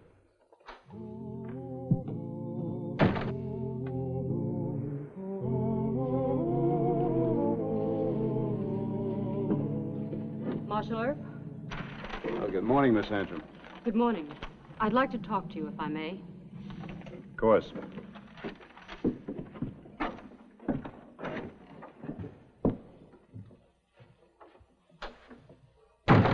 Sit down. You want some coffee? No, thank you. Marshal, I understand Fred Colby's in town. Well, news travels fast. We citizens of Dodge like to help each other, whether the law does or not. Just what do you mean by that, ma'am? You're fine at throwing drunken cowhands in jail, but when it comes to the protection we pay you for, you do nothing. Has Mr. Colby been bothering you or your father, Miss Antrim? He will be. Everyone in town knows that, except you. His name's Colby, isn't it? Well, I understand that your name was almost Colby. Marshal, if you don't do something about that killer, somebody else will. Meaning you, ma'am? Very possibly. Miss Antrim. You know, you're much too pretty to be arrested for murder. Good day, ma'am. Drop in any time.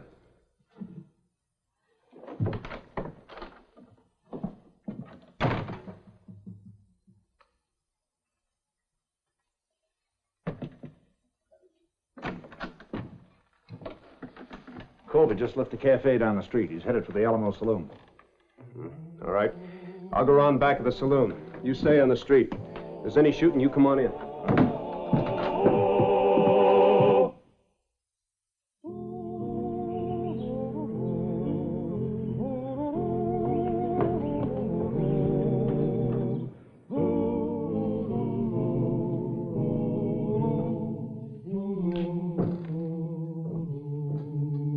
I've been expecting you. I imagine you have. Well? You know why I'm here, Antrim. To kill me, I suppose. You killed my brother. I didn't, but he deserved killing. He was your partner. He sent me a copy of your agreement with him. Do you have it with you? Yeah. I'll buy it back from you. All right. Does $3,000 sound like a fair price to you? That's, more money than I ever had. You're entitled to your brother's holdings. I certainly don't wish for another Colby as a partner. And since you can't buy me out, I'll buy you out. You mean buy me off, don't you? Do you want the money or don't you? I'll decide later. In the meantime, I'll do what I came here to do. Find out who killed my brother. You're the man I'm looking for. All the money in the world won't save you. Miss Antrim, you're under arrest for attempted murder. Father!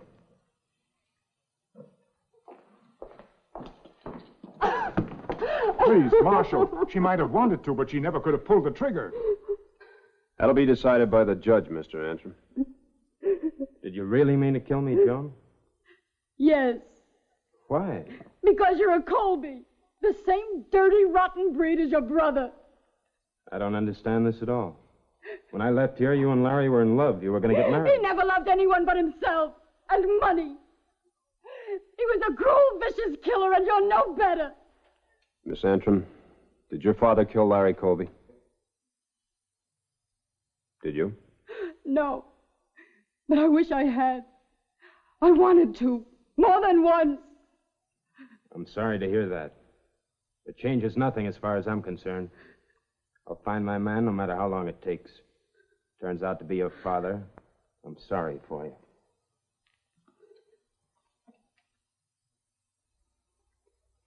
Did you really mean to kill him? I don't know. Would have been quite an accomplishment if you had. It isn't loaded. I'll withdraw the charge of attempted murder. Thank you. Thank you, Marshal.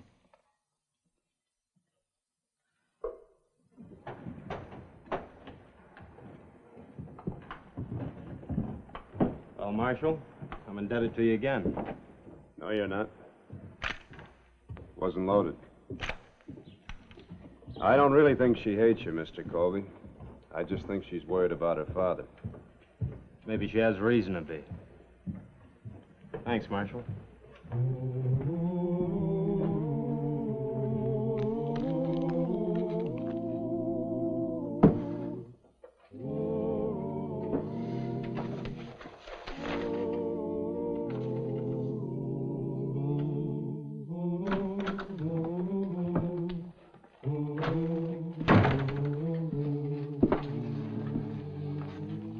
Still working on that 1872 file? Yeah, still at it. I finished 1871. Been trying to find out all I could about Larry Colby in town. Nobody remembers much about him, except they didn't like him. Figured he was mixed up with the law. Well, that's before I got a badge. Now, listen to this. He was drunk and disorderly a half a dozen times in 71, arrested on suspicion of horse stealing in April 72, released for lack of evidence. Wounded 2 men in a gunfight in June 72, self-defense. Killed a man in September 72, self-defense. Found dead the same month by person or persons unknown. Who was the man he killed in 72? A 19-year-old boy. Colby goaded him into drawing, then killed him. Hmm. Did you see it? No, only 2 people saw it. The sheriff at the time and the boy's father. Is the father still living? Sure, you know him. Matthew, old Matthew at the livery stable. Shock almost killed the old man. Old Matthew, huh? I think I'll go down and have a talk with him. Oh, no, Wyatt, the old man's having trouble enough staying alive. No sense disturbing him too much. I'll try not to.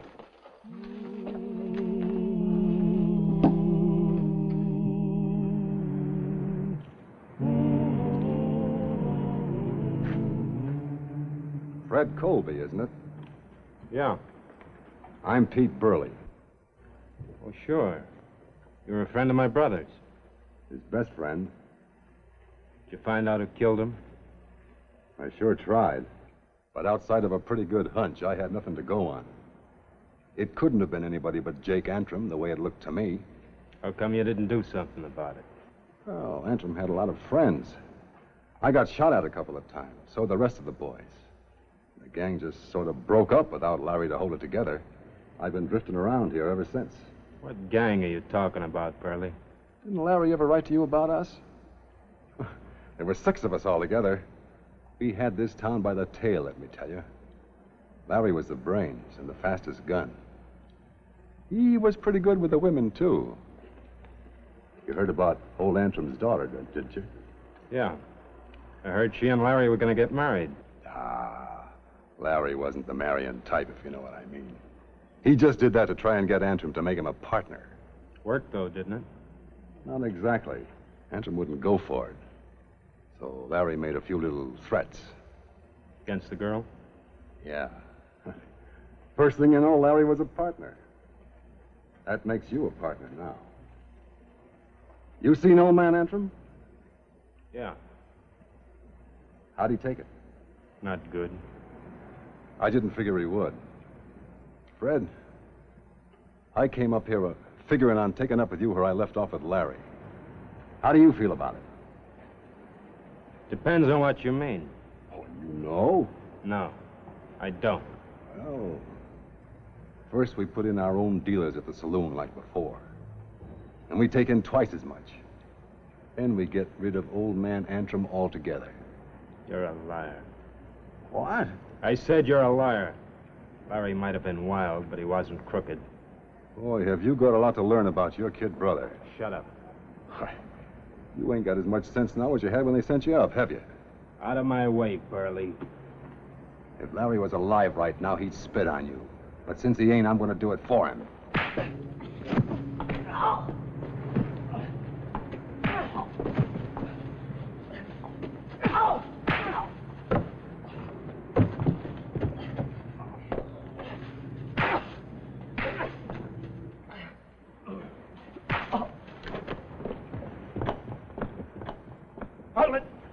You're under arrest, Colby.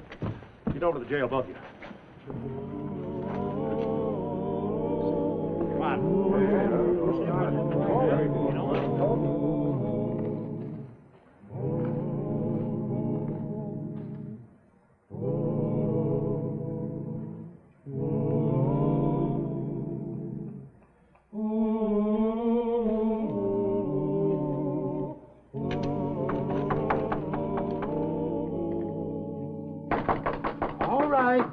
Just a minute. Fine time to wake you, man. Oh, Marshal Earp, huh? Come in, come in. Sorry to bother you so late, Mr. Watkins, but it's important. You always called me Matthew before. Well, I didn't know your last name until tonight. Oh. You mind if I rest myself while you're talking? Not at all. I get sort of tired nights. I got some chawing tobacco around here someplace. Now, let me see. How'd you know I had that gun in there? Well, I've never seen you chew tobacco before, and you're a little old to start. Well, you going to use that? I hope not.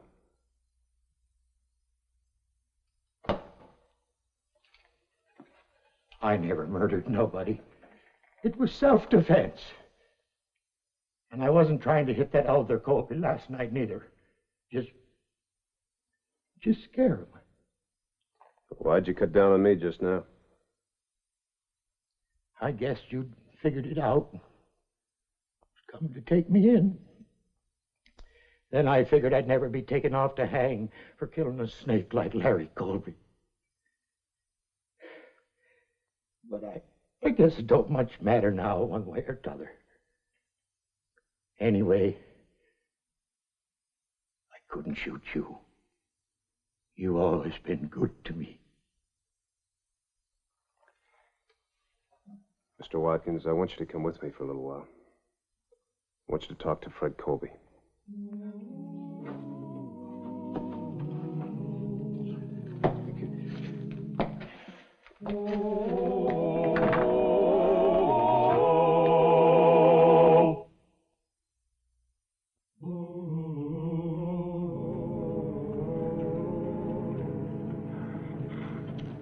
That's Mr. Colby's horse.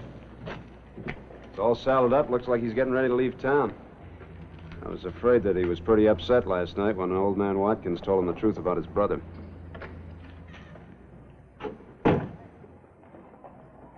Morning, Mr. Colby. We'd like to talk to you for a moment. Morning. I was going to stop by and apologize to you for everything, including my brother. Then I figured that the sooner I got out of here, the happier everybody would be. Where are you heading? I don't know. Someplace a good distance from here. Well, as long as you're not decided, I suggest you stay here in Dodge.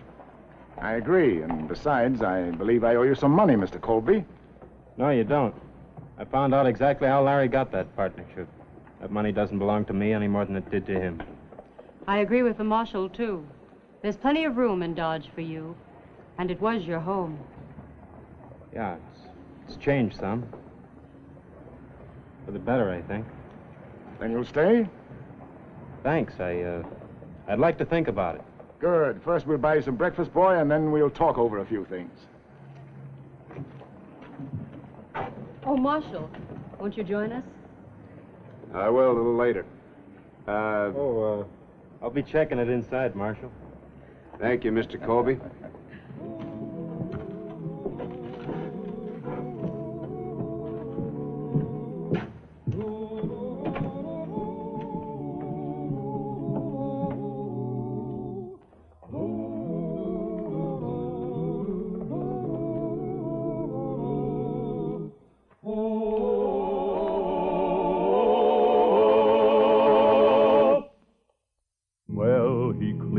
The country, the old Wild West country, he made law and order prevail. And none can deny it, the legend of Wyatt forever will live on the trail. Oh, Wyatt Earp, brave, courageous, and bold. Long live his fame, and long live his glory, and long may his story be told. Long may his story be told.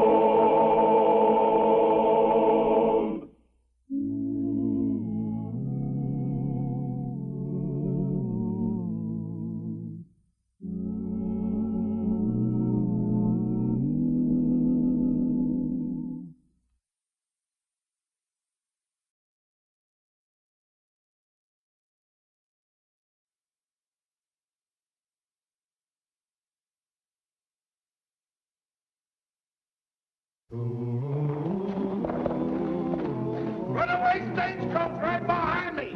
Clear the streets. Runaway stagecoach. Coming this way, runaway stagecoach. Clear the streets. Runaway stagecoach. Coming away.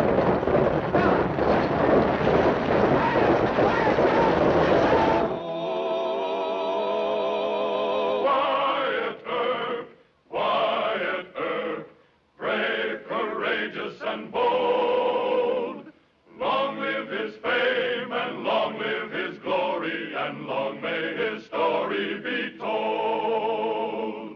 life and legend of Wyatt Earp, starring Hugh O'Brien. Runaway stagecoach! Run to cover! Stagecoach, run away! Run to cover! Now, get off your feet!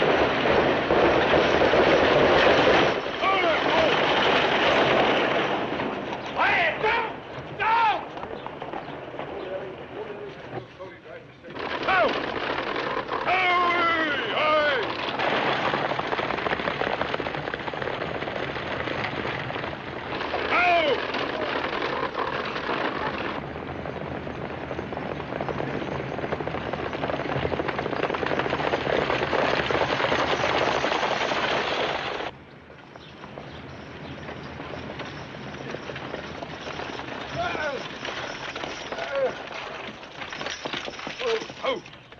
Everybody all right? Yeah. That was completely magnificent. Well, howdy, Wyatt. You didn't let us down. Bill Cody. Yeah? Well, I be. Hey, what's the idea? Idea? You suspect me of something, Wyatt? Well, now, you don't expect me to believe that this was a real runaway, do you?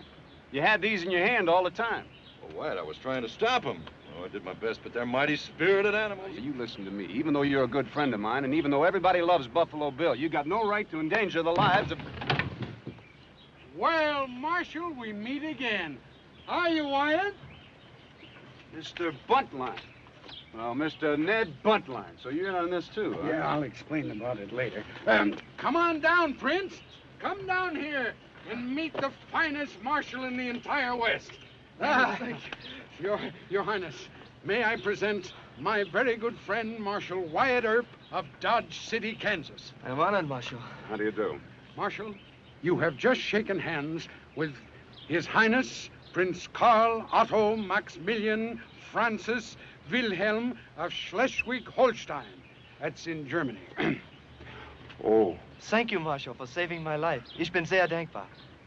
Well, I'm happy to know you, Prince, but as far as saving your life is concerned, Oh, the Marshal is a very shy man. Shy and modest at all times. Marshal, the United States government will also be most grateful to you. Yes, because the Prince is traveling all through the West as a guest of the United States government, with Mr. Cody and myself as personal guides. Well, I'm beginning to understand now, Mr. Buntline. I knew you would, Mr. Earp. Marshal, I have heard that your town of Dodge City is most unbewunderbar. Wild, I think. Wild. And that you are always busy shooting bad men. Well, it's not quite as bad as that, Prince, especially since I have the Buntline special. Oh, that's a gun that Mr. Buntline gave me. Oh, now you see how modest he is. Now, Wyatt, what do you say we get His Highness fixed up with a hotel room, and then you and Mr. Buntline and myself can spend a little time talking together while the Prince rests up for one of Dodge City's wild and woolly Saturday nights, huh? Good. I'd like to talk to you, too. About several things. Well, here we go, Your Highness. Here we go. What I should really do is charge you both with disturbing the peace, endangering the life and limb of citizens, to say nothing of what... Now, Marshal, you know that neither Bill nor I would do anything to injure innocent people. I had control of them horses every foot of the way, Wyatt. Yeah, and didn't we send a rider well ahead to warn everybody off the street? Of course, we didn't figure on you being so handy, though. That was a real bonus, Wyatt, you stopping that runaway like you did. Of course, it wasn't a real runaway, but then you didn't know that. And that's another charge. Endangering the life of a peace officer unnecessarily. I could have busted my neck. Oh, I'd just hated to see that, Wyatt. Oh, that would have been terrible. Of course, we would have sent you flowers, wouldn't we, Ned? Of course.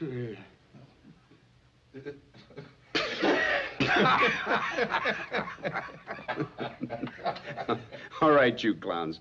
I'm not going to throw you in jail this time, but so help me. The next time you try anything else like that while you're here, I'm not only going to throw you in jail, but I'm going to throw the key away. Well, Marshal, that's what we want to talk to you about. You see, with your help, we want to stage a fake gunfight. Absolutely not. No. We brought blank cartridges. Nobody can get hurt, particularly if you're there to No. Now, look, Wyatt, we promised that Prince a look at some real Western wickedness. Look, I don't care what you promised him. It's hard enough to keep peace here without inventing that kind of excitement. No, sir. If the Prince needs excitement that bad, you're just going to have to take him someplace else. I'm sorry, gentlemen. Ned is about to have an idea, I can tell. Marshal, I have the solution, but we will need your help. Now, look, my job here is to... You have no objection if we stage our little drama outside the city limits, have you? Well, it depends. Yeah. Now, just listen to this. Tomorrow, I'll suggest to the prince that he and I take a ride on our stage to Deadwood. Now, about an hour out of town, 2 masked desperados stop us. They rob us of our money. They wave their guns right under our noses. And then at the right time, you and Bill come to the rescue. The desperados try to get away, but after a thrilling chase, you capture them. You retrieve our money, you throw the culprits into jail. Now, how does that sound? Oh, that sounds real good. That sounds real good. There's nothing wrong with that as far as I can see. Huh?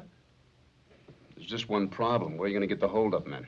Well, you got 4 or 5 deputies. You pick 2 of them, and we'll pay them well for their acting. Now, look, Mr. Buntline, I'm grateful to you for this fine gun you gave me last year.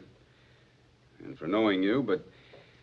Well... Oh, come now, on now, Marshal, Wyatt. You've got to be a good sport absolutely about this. nobody can get hurt. Of course And not. all we got to do is get the time and That's the place. right, and the you... For you, nothing. A bullet for you. You get no help. Cody, a pair of 5s. And for me, Shana Dami. Pair of 5s is high. Yeah, I thought poker was an American game. Well, you see, His Highness and I have spent a good deal of time together.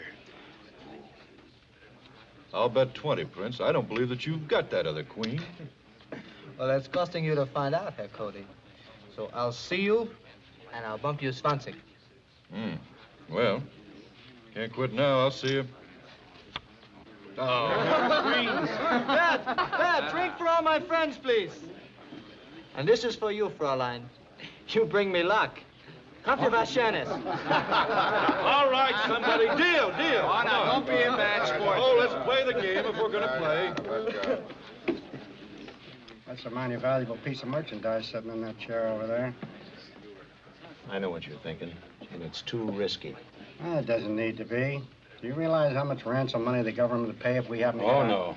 We'd have every United States Marshal in the country after us, and probably the Army, too. He's never alone anyway.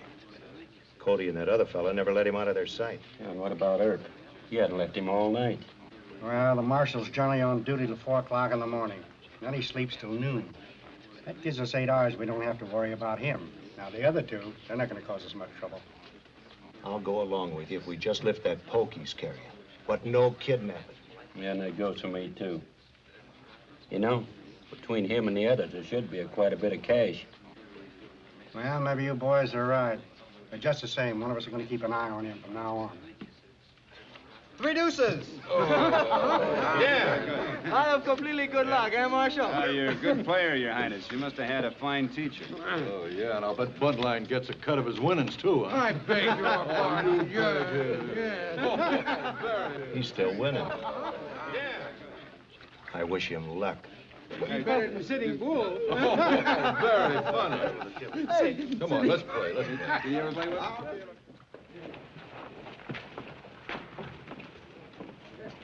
Well, there they go.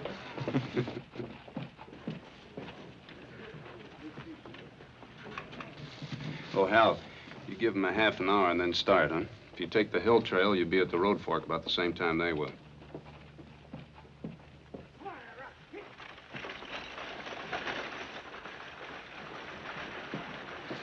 Wyatt, how do I look? Very dangerous.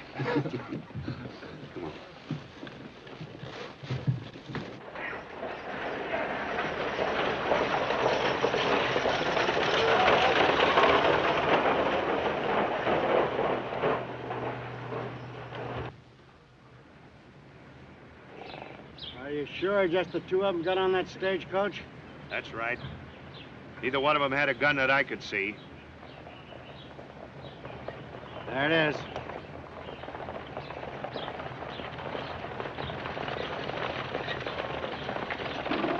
Of course, Your Majesty, it isn't as bad now as it used to be, you know. But I tell you, there was a time when hardly a day passed without a robbery. And all of them, oh, yes, all of them right around here in this area. Oh, that's the truth. Well, for instance, now, here. Whoa!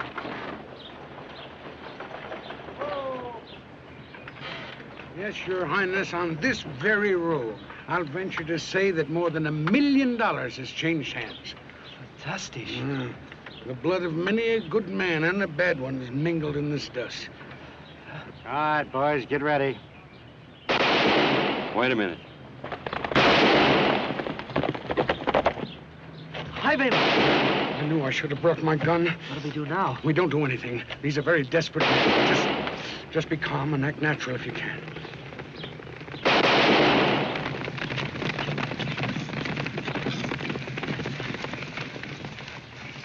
One false move, you get it between the eyes. You keep him covered, Jesse. I'll get the loot. You call it Jesse. Here, put your money in there. Come on, do as they say. Don't hesitate. Here. Looks like somebody had the same idea we did. Yeah, there's only 2 of them.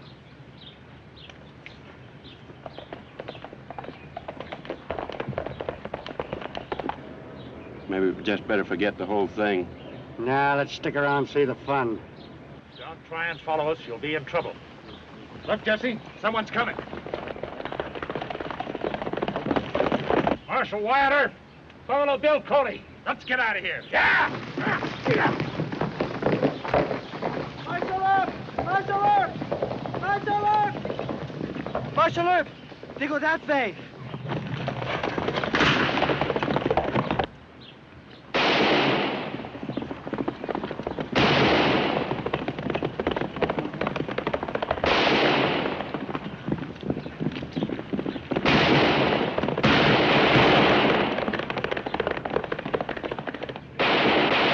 Takes care of that. Now, just wait a minute.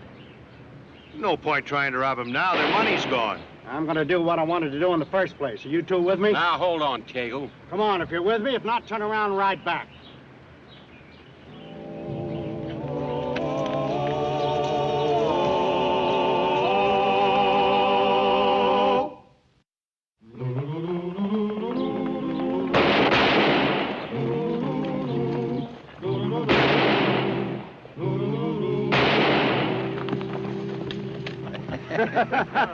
You think we convinced him? I think so. Sure we did. You hear what he said? They go that way. Hey, you better give us your guns. You're our prisoners now, remember. Yeah. Hey, you're what?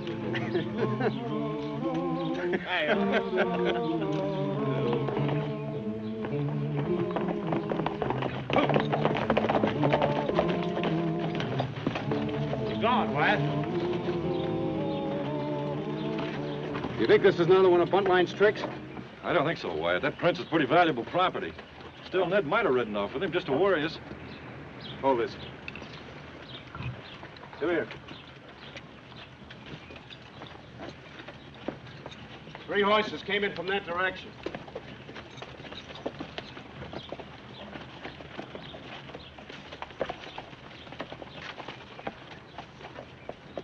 Five horses rode off that way. Is this another one of your schemes, Bill? Did you and Buntline hire somebody to fake a kidnapping or something? If you did, I'm warning you. So help me, Wyatt. I didn't know anything about this. All right, well, let's trail them. Give them back their guns. You may need them.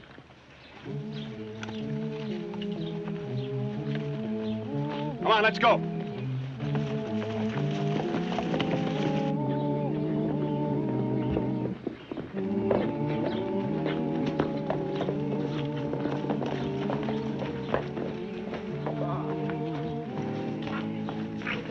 All right, get him off the horse. Oh, it's a very convincing performance, young man. Who thought of this, the marshal? Oh, sure. Get in there. Hey, Vage, you can't treat Mr. Buntline. No joke. Oh, hey, this is no joke. Who said it was? Get in there. Go if you harm that boy. Don't you touch him. I hold you responsible for that boy. Get him in there. I'll put the horses away, boys.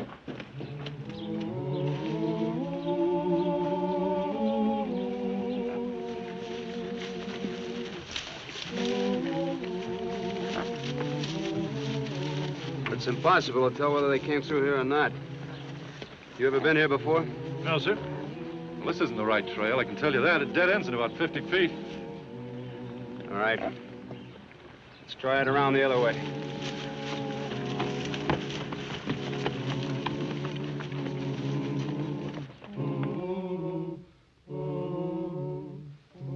Let me hear the note now. What'd you say? Well, here it is. The prince is alive and unharmed. If you want him to stay that way, it will cost you $50,000 in gold. How's that? So far, it sounds fine. Now we got to figure out where they leave the money and how we get it without being caught. Well, that's very simple. All you got to do is exchange a note telling where to find the prince for the gold. Now, let me see. How are we going to do that? What about that other one? Ah, it was a mistake bringing him along in the first place. It wasn't a mistake. Maybe he can carry the note for us. Yeah, maybe. Somebody's on the trail. Did they see you? No. Well, let's nail them before they get close.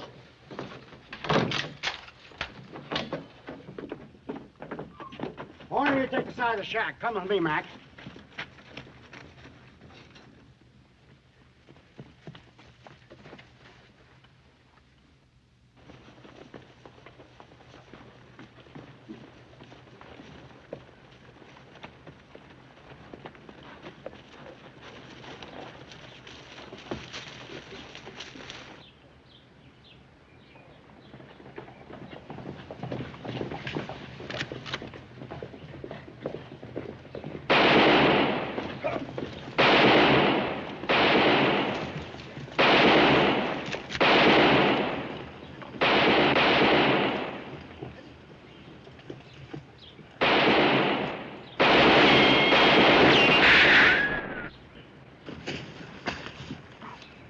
You all right?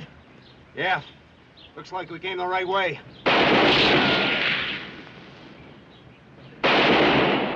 Hal, Sam!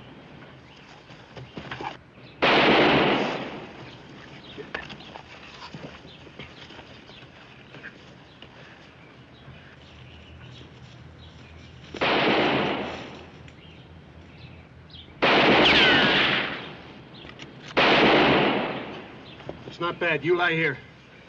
Come on.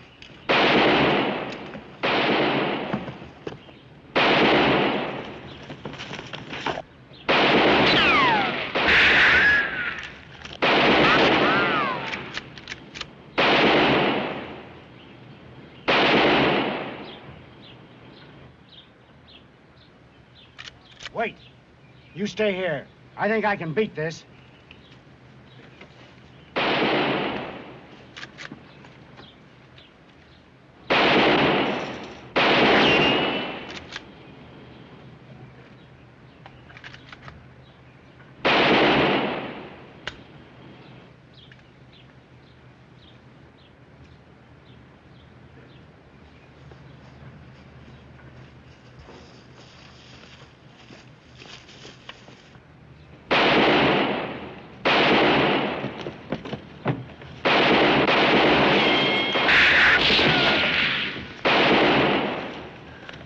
I missed mine. Did you get yours? I don't think so.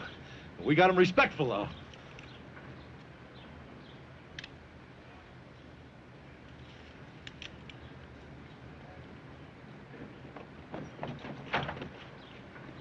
All right, Marshal.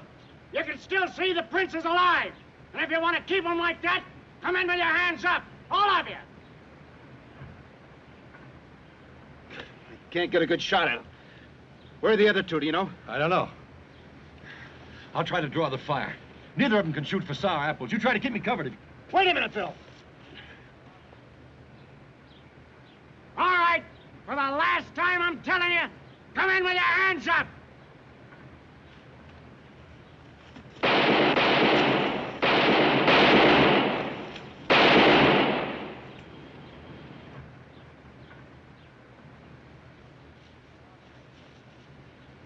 You rascals have killed my friend Wyatt Earp, and you're going to pay for that. There he is. Get him. Without Earp, we ain't got no problem.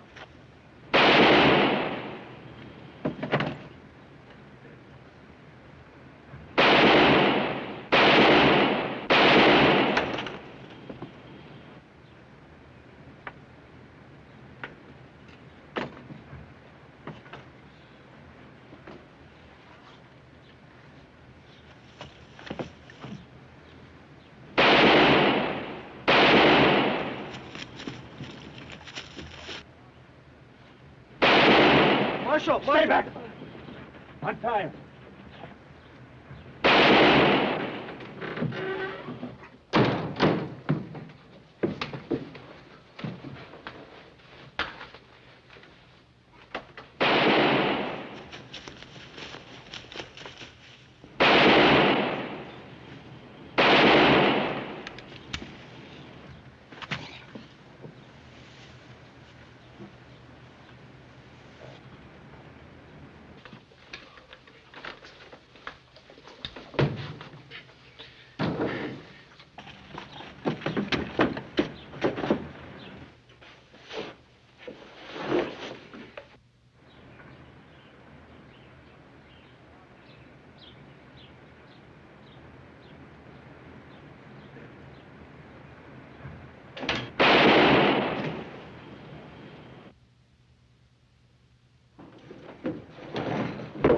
Now, Bill, now!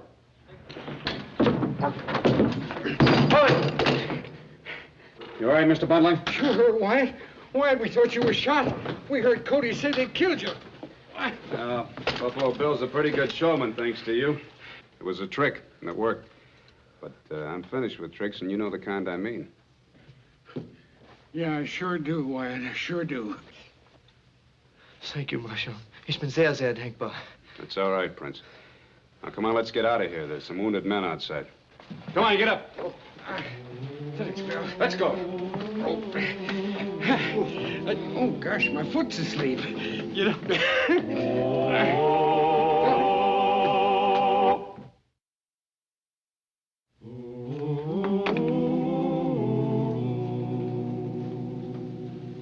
As the Crown Prince of Schleswig-Holstein, I hereby decorate you with the highest award for bravery my country can bestow, the Royal Order of 21. Well, thank you, Your Highness. I'm glad we were able to help. Marshal, words fail me. Well, Mr. Buntline, not for long, I am sure. No, the world will hear of this in my next novel, The Further Adventures of Wyatt Earp. Wyatt, you're all right. I'm going to miss you. Well, thanks, Bill. You're all right yourself. You come back again, but next time, no tricks. Oh, absolutely not. Well, we're off to Wichita, if Your Highness pleases. I do. Goodbye, Marshal. Goodbye, Your Highness. Off to Wichita! Yeah, you remember Wichita. Oh, I'll never forget it. Yeah, well, now you keep your decoration polished, I'll do Wyatt. that. You drive carefully now, huh?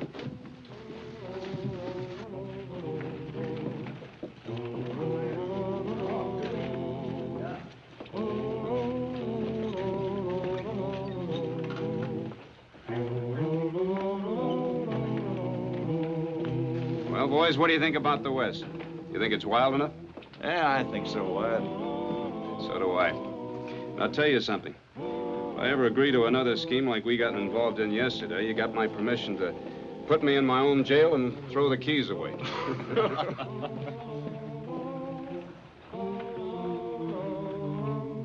Goodbye. Bye-bye. So long, Wyatt! Hey! Come on, boys! Thanks for everything! You know, Wyatt, I can't wait to read about your latest experiences in Ned Buntline's magazine. Neither can I. You can bet your bottom dollar it won't be anything like what really happened. No, sir, it'll be a real thriller.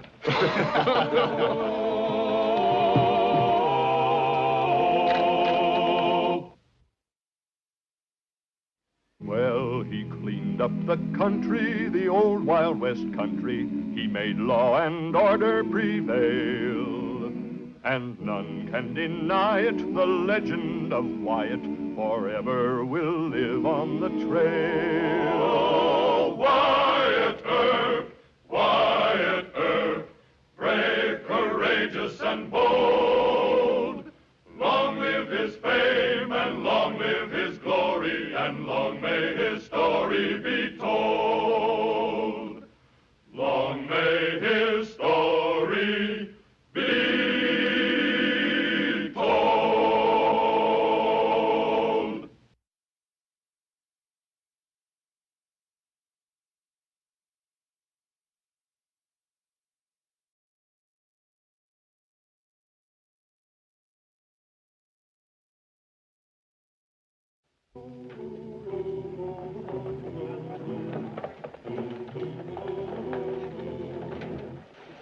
horses out of here.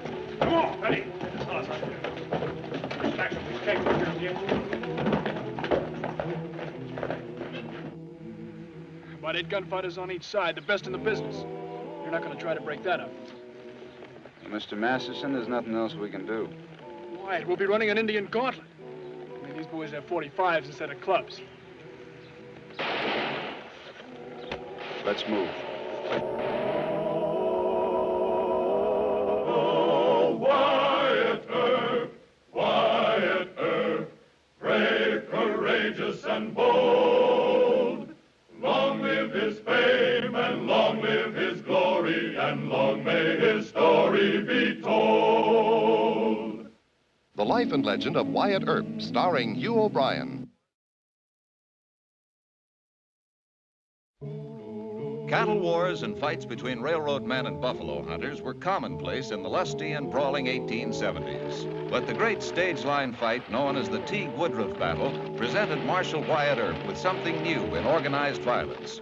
Mike Teague and Dan Woodruff were bitter rivals in the stage line and wagon freight business. It was still a lucrative enterprise for short-haul traffic which the railroads couldn't handle. The great network of short-line steel west of Kansas City would not be built until the 80s. Thus, Teague and Woodruff were rich men with a lot of money at stake and the ruthlessness of old-time bullwhackers. Here comes one of Teague's stages. Now, don't shoot unless you have to.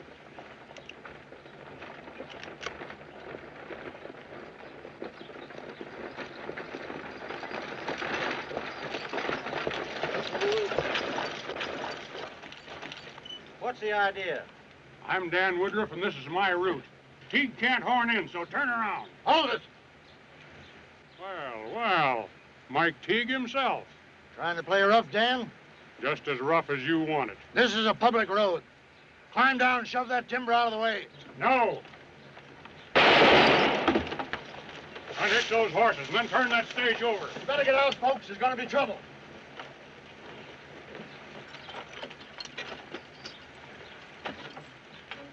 You can't do this to me, Dan. Shut up. All right, go ahead. Driver, get down off of there. All right, men, turn it over.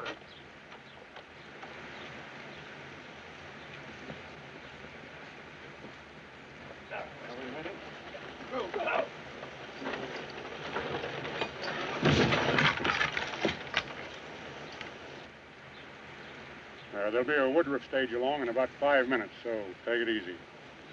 Now, this is just a mild warning. Don't try to jump any more on my routes. So you think you can stop me with guns? Well, I can hire guns, too. Plenty of them in Dodge City. So can I, Mike, if that's how it's got to be. Oh, that's how. Next time you try this, you'll see. It's a long walk. You better wait for my stage. I'll walk.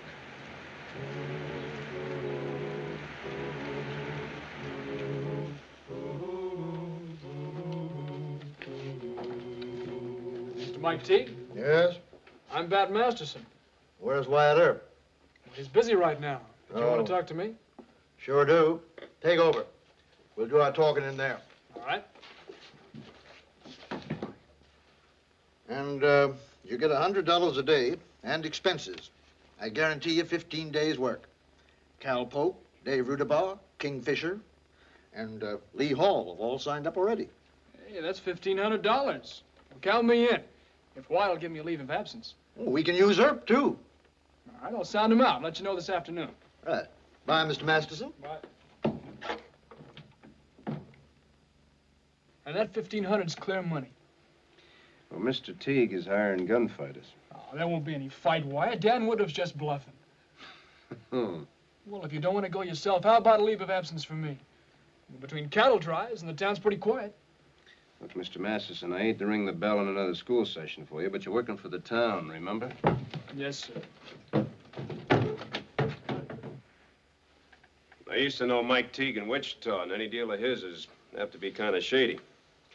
Dan Woodruff is an old-time bullwhacker. He isn't going to take this lying down. Well, what choice has he got? Well, you know, there are a lot of other great gunmen in town, like Pat Garrett, Smoky Hill Thompson, the Catfish Kid. Is Mike Teague hired them? You think Woodruff aims to get himself some boys, too, huh? That's right. Well, I sure hate to back out on a gunfight. I'll go tell Mr. Teague. No. You can have your leave of absence if you really want it.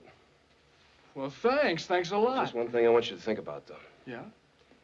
Charlie Bassett doesn't want to run for sheriff again. I can't say I blame him.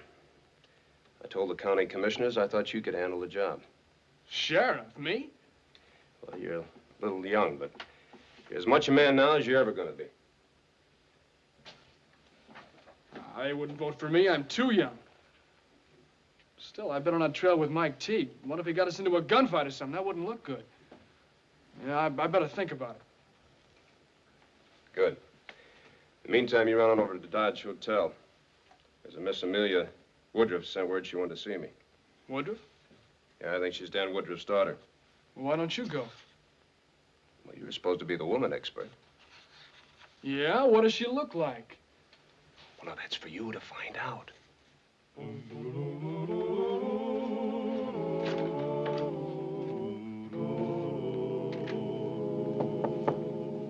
Yes? Miss Woodruff? Yes. Oh, but you can't be Marshal Earp. Well, I'm his chief deputy, Bat Masterson. Why, you're second to Mr. Earp on Papa's list. Are you really a gunfighter? Well, I'm not as fast as Mr. Earp. Well, I declare. Sit down, Mr. Masterson. Papa and I need help. I never heard of such skullduggery. Mr. Mike Teague coming here to hire a lot of gunfighters so they can pick on our stage line. What chance have we got, Mr. Masterson?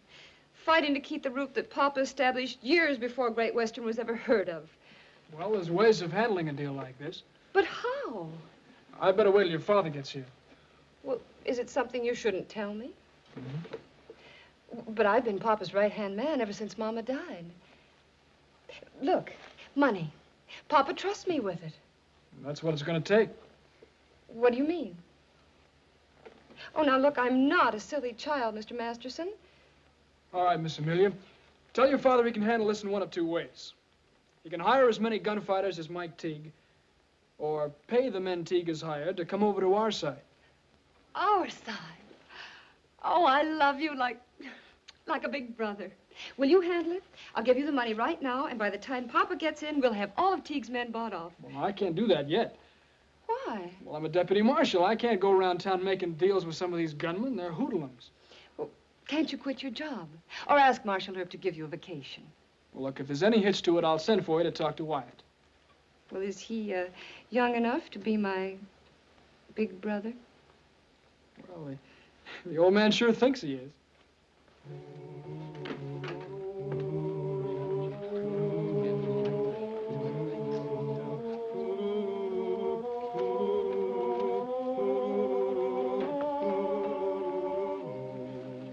Let me see your shotgun, Frankie. Well, not a man here with less than 10 notches.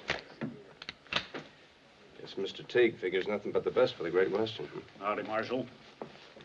Well, howdy, Mr. Pickett. I don't want you to get any wrong notions. I didn't sign up, and neither did Louis Bozeman or Johnny Culp. Well, I understand Mr. Teague is paying mighty well.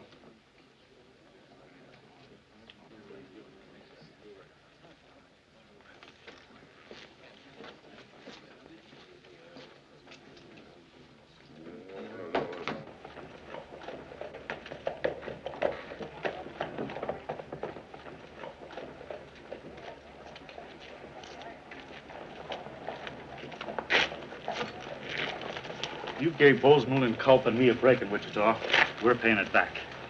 Dan Woodruff's in town. Thanks. He'll be up in Teague's ante. If I were you, I'd chase them both out of Dodge. They're both fighting over a stage route that's miles from here. 30 top guns and 2 stupid money men bidding against each other for their help? The fight'll start right here. Me? I'm leaving.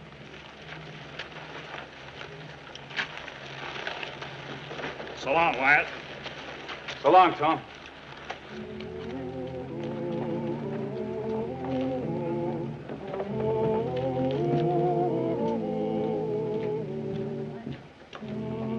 Wyatt? Teague lied to me. How's that? He's trying to horn in on Mr. Woodruff's route. He's really hiring those gunfighters to take over the Woodruff route by force. Miss Amelia must be very young and very beautiful. She's got nothing to do with it, Wyatt. It's the principle of the thing.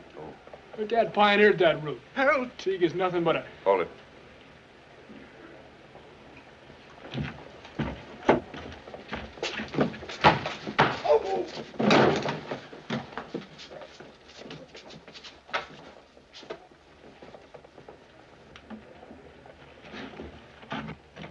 Back door.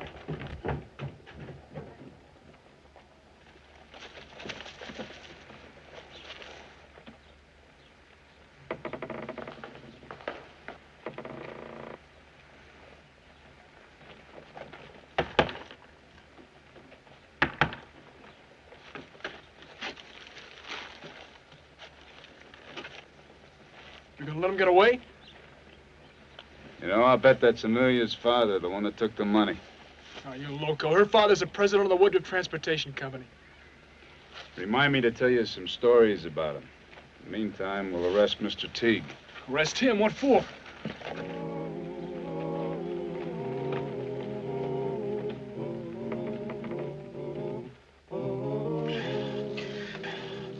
Two of Woodruff's men. They got away with my money. Close to $5,000. Mr. Woodruff doesn't need to rob anybody. That daughter of his must have gone to your head. Why, you... Take it easy. You're under arrest, Mr. Teague. I'm under arrest. That's right, inciting to riot. You come along with us, we're going to talk to Mr. Woodruff. Come on.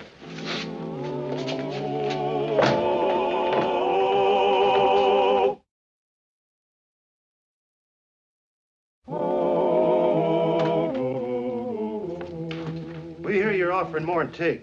That's right. He offers us $1,500 guarantee and all expenses. I'll pay $2,000 in expenses.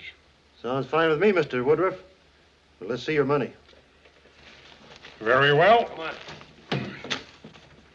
You robber, that's my Shut money. up. Your name Woodruff? Dan Woodruff? It is. Miss Amelia related to you? My daughter, sir. What's this intrusion? That's my money, and you know it. You stay out of this. He's under arrest and you're next. Charlie, all deals are off. Go pass the word. Well, I hope you know what you're doing, Wyatt. You can't arrest me. Teague came here to hire a private army. I've committed no crime. Those men told me... You're lying. We saw the holdup. We saw those men give you a flour sack full of this money. Here's the flour sack. Are you crybabying to the law, Mike? No, just give me back my money. It isn't half of what you took from me in passenger fares, jumping my best route. Who's crybabying now? Never mind. We'll impound the money. You take charge of it. I'm not arresting you for robbery. Nor for anything else. Oh, yes, I am. For inciting to riot. Relax, Dan. I've got friends here. Come on, let's go to jail. Papa, what's happening? This Cowtown marshal's arresting us on a technical charge. I'll not be delayed long, my dear. Marshal? Mr. Masterson will explain it to you. I thought you were on our side. Now, when it comes to robbery, Is Marshal Earp accusing my father of... we saw his men take the stuff and hand it to Mr. Woodruff. Oh, that's absurd. Why, Papa's worth $500,000. If he had the boys hold up Mike Teague, it's because the money was ours to begin with. This is Dodge City, Miss Amelia. Holdups are against the law here. Oh, the law. Really? Yep, and it's moving west all the time. You better tell Papa the news. Papa was running stage lines before we ever heard of sheriffs and town marshals. He had to fight Indians and robbers, and now he has to stop Mike Teague from jumping our best route. Oh, don't you preach to me about the law. Oh, I'm not preaching, honey. Oh, yes, you are. And that's ridiculous, because you'll soon be out of a job. You know, I sure have a weakness for decent, bad little girls.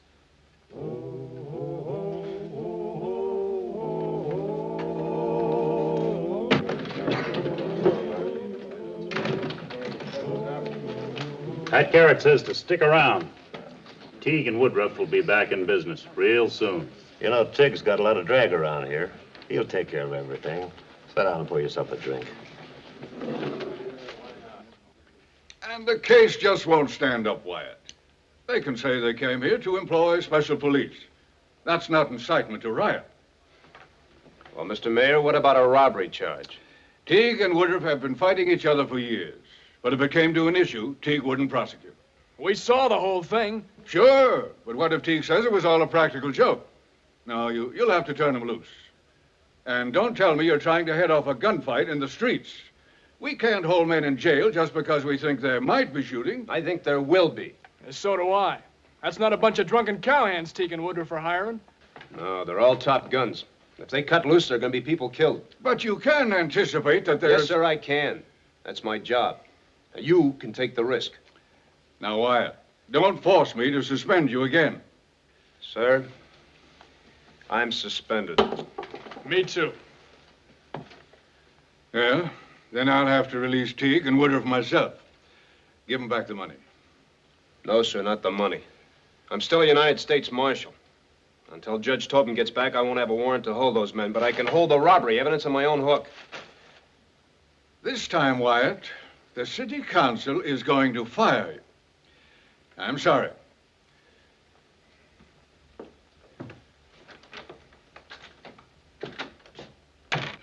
Well, Deacon, we sure showed him. Oh, yeah. Holding this stuff isn't going to slow Woodruff and Teague much. They can cash sight drafts at the bank. How did you get along with Miss Amelia? She started to slap me, then she didn't. Why? Well, Judge Tobin's coming in on the 4 o'clock Santa Fe. I'm going to have to watch Teague and the boys he hired. That leaves Woodruff to you. If he plans to start it, I don't think Miss Amelia would tell me. Maybe not, but she's our only chance. Yeah. But if those gunslingers go to shooting, you don't figure on trying to stop it, do you? I'd have to try. Well, swear me in. What? Well, you don't expect me to go against John Ringo with a catfish kid with this, do you? Bang, bang, Ringo, you're dead. Say, you know, you're right. Nothing like getting killed legally.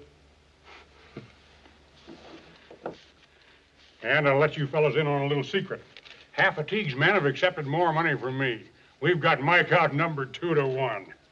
There's quite a few packing guns north of the line since Earp got fired.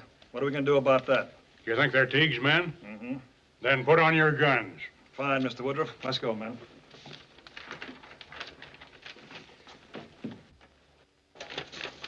Papa, Yes, my dear. A couple more good men I think I can hire. I'm going over to the Alhambra bar. why did you tell those men to put on their guns? I can't have our side bluffed out by Mike Teague. What if they go to shooting? Oh, they won't hurt anybody. Now stop worrying. I'll be back in 10 minutes. Oh, it's you. Look, I lost my job. You were right about the law. It's a swindle. You're still wearing a gun? Or did you sign on with Mike Teague? What makes you think so?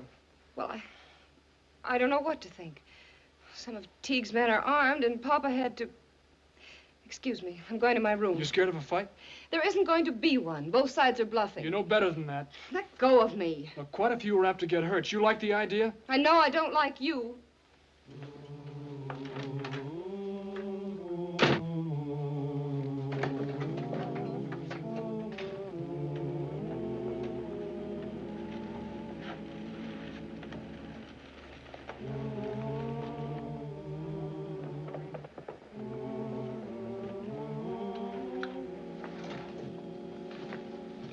Woodruff's men, buckling on their guns.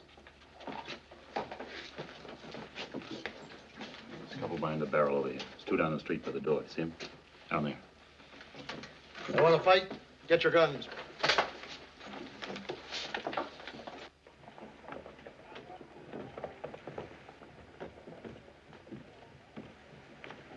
Papa, wait. Bat thinks there's going to be a fight. You promised me. Now, Amelia, we're going to talk about this at the hotel. But you said it was just a bluff. It's gone too far now. Aren't you even going to stop our men No. from... Teague asked for it, and he's going to get it. Then I think there ought to be a law to stop you both. And if I were a man, I'd help the law. Amelia.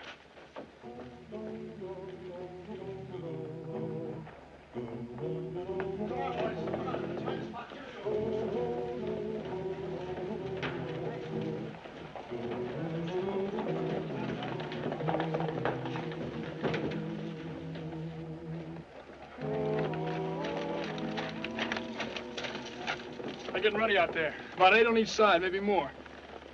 Now we're in luck. Huh? And they're professional gunfighters, not drunken cowhands. They won't draw against the drop. We'll use buckshot. Now, this is what we're going to do. Listen. Get those horses out of here. Come on, Eddie. Get this horse out of here. Stack up these kegs over here, will you?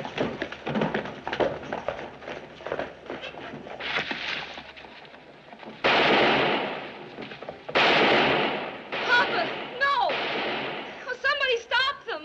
Stop them!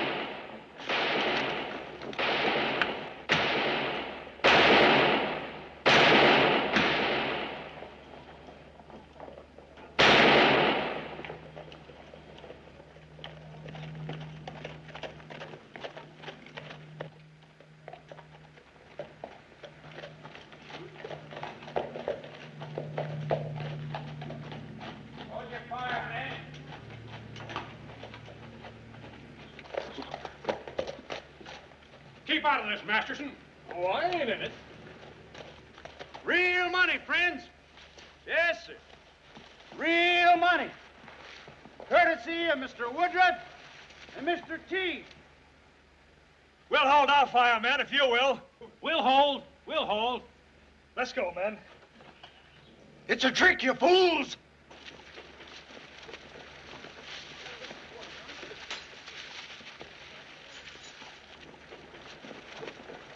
All right, lift your hands and keep the money.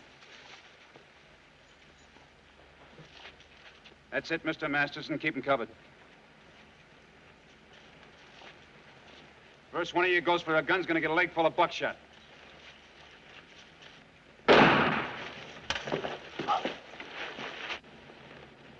Anybody else?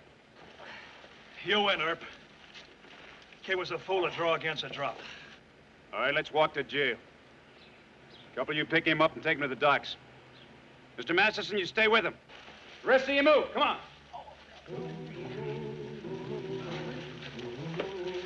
Come on. Come on. Hurry up.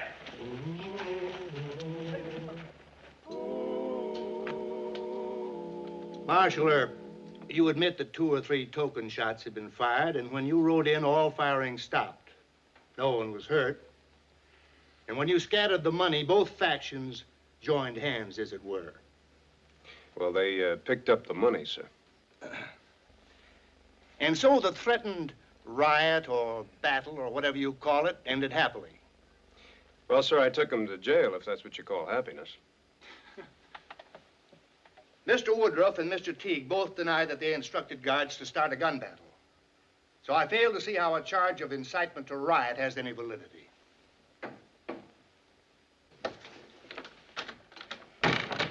Excuse me. Are you the judge? Yes, I am, young lady. Now, Amelia. It's no use, Papa. My father and Mr. Teague both incited their men to a fight. I begged my father to stop it, but he didn't want it stopped. Young lady, are you certain there would have been a fight? I saw them, lined up on opposite sides of Front Street. My father was with his men, and Mr. Teague was on his side. More crybaby and Dan? You even get your own daughter to... Silence! The law's indebted to you, Miss Woodruff. Wasn't easy to come here and tell the truth. Mr. Mayor, you'll reinstate Marshal Earp and Deputy Masterson at once. I'll pass sentence on the Messrs. Woodruff and Teague at a session of court tomorrow morning. Hearing's adjourned.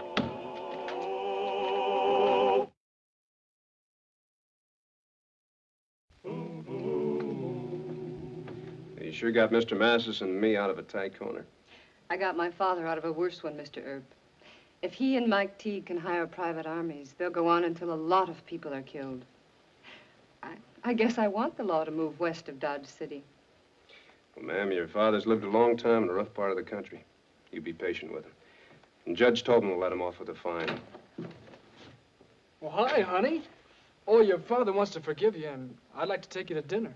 Mr. Masterson, why did you fib to me? Fib me? Mm-hmm. You told me that Marshal Earp was too old to be my big brother. Mm-hmm. Oh, not that I'd want you for a brother. Why, thank you, ma'am. You've made an old man very happy. What did you...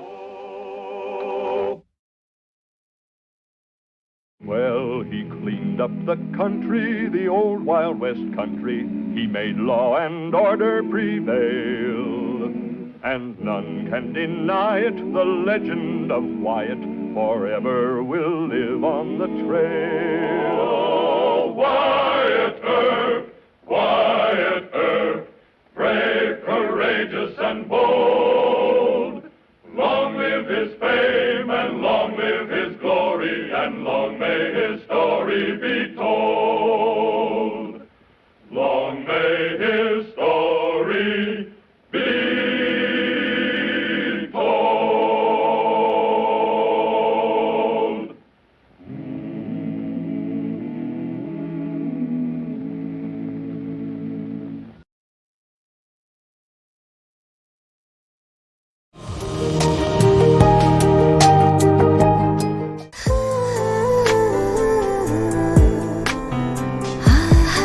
আপনি কিন্তু দেখতে যথেষ্ট সুন্দরী একজন মানুষ, দেখতে বেশ romantic, যেন শেক্সপিয়ারের নাটকের কোনো নায়িকার মতো। ভেবেছিলাম, কিন্তু আপনি তো পুরোটাই মর্মান্তিক।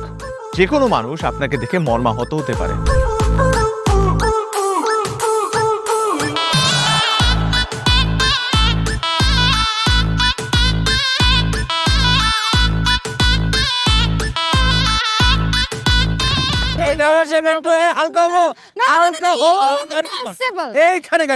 আমার হালকা হতে 1 মাস সময় লেগেছে। আপনার 1 মাস সময় লাগে? আমার হালকা হতে তো 1 মিনিট লাগে।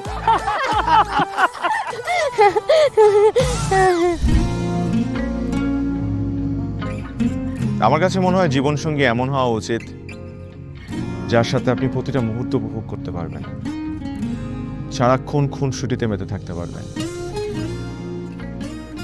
এবং তার মনে এমনভাবে বসবাস করবেন যে আপনার দিকে সে একটাবার তাকালেই বলে দিতে পারবে যে তার বেঁচে থাকার কারণই আপনি। পথে চলতে চলতে, কথা বলতে বলতে, কখন যেন হলে আমার। জানি গল্পে গল্পে মিশে অল্পে অল্পে আমিও হয়ে গেছি তোমার। ছোট ছোট ভুল ফুটে হলো ফুল যে তোমাকে পেলাম। গুটি গুটি পায়ে স্বপ্নের নাই আমি ভেসে গেলাম। আপনি কি মনে করেছেন একজন মানুষ আমার জীবন থেকে চলে গিয়েছে এবং আপনি সেই সুযোগটা কাজে লাগিয়ে আপনার ফিলিংস গুলো আমার কাছে এক্সপ্রেস করবেন আর আমি সেটা হ্যাপিলি অ্যাকসেপ্ট করে নিব? এই হচ্ছে আপনার বন্ধুত্বের নমুনা? রোদের পাখি তোর শহরে, আমার মনের স্বপ্ন ঘিরে। ওরে পাখি ওরে সারাক্ষণ, তোর শহরে বৃষ্টি হলে ভিজে আমার মন।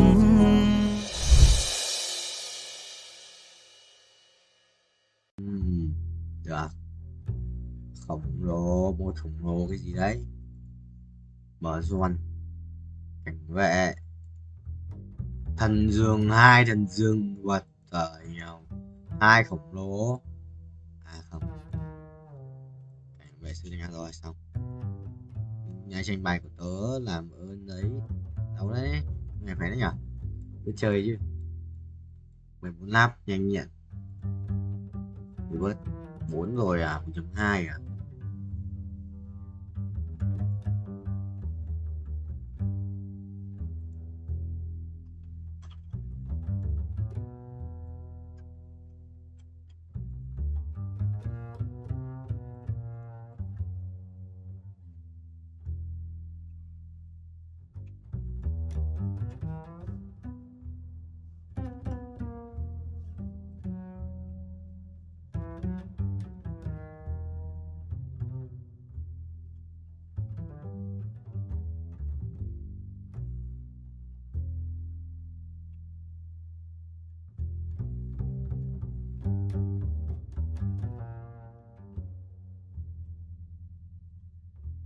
Dương ơi, dây chuyền chuột tội, thú tượng với cả giáp máu ánh sáng thì cái nào ánh sáng ngon hơn?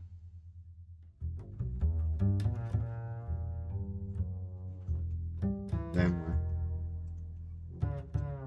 Bình gì 200 nắp đi, không đặt này. À 51 này, 200 nắp được đấy. Được 200 nắp. À, đúng là nhớ được rồi. Chạm tay rồi. 19 nhớ là được 190 mà. 200 nắp của thầy ơi.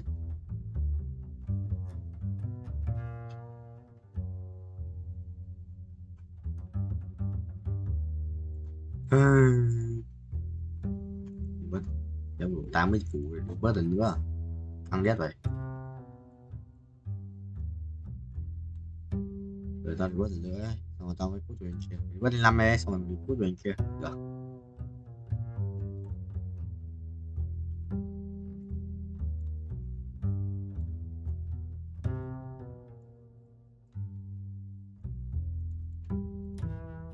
Bình trên lên nhà đã diễn ra bình rồi, xong lên 9 nhà diễn xong rồi lên 9, xong rồi lên 9 thì mình được xét và là bình full form.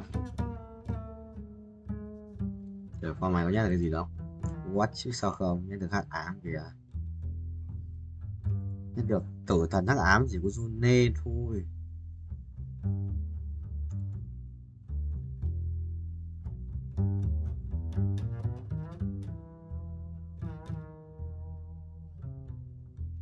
Anh sẽ bay một chỗ ác quỷ nhá. Mèo mèo mèo mèo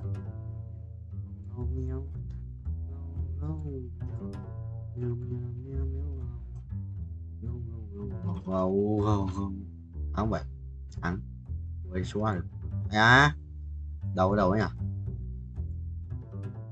53 củ thêm mấy lát nữa. New request lại 200 ভালোবাসা সুন্দর, ভালোবাসাও সুন্দর, মানুষ নিজের অজান্তেই ভালোবেসে ফেলে।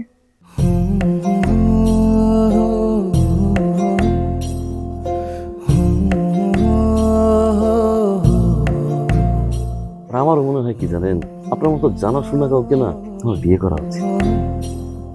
এটা কি উপলক্ষে? ম্যাডাম ফুলটা গ্রহণ করুন, তারপরে বলতেছি। ভোটার আইডি কার্ডে যার স্বাক্ষরের জায়গায় টিপসই দেয় এখানে কেউ ডাক্তার। এই দুইজনের মধ্যে যে আগে ম্যাডামের মন জয় করতে পারবে ম্যাডাম তার। একদিন না দেখলে তোমায় বন্ধু আন্ধার লাগে সব, তোমার এই প্রেমে এমনই টান। রোগীদের তো ডক্টরের কাছে আসলে ব্যথা কমে যায়, আপনি তো উল্টো হলো কেন?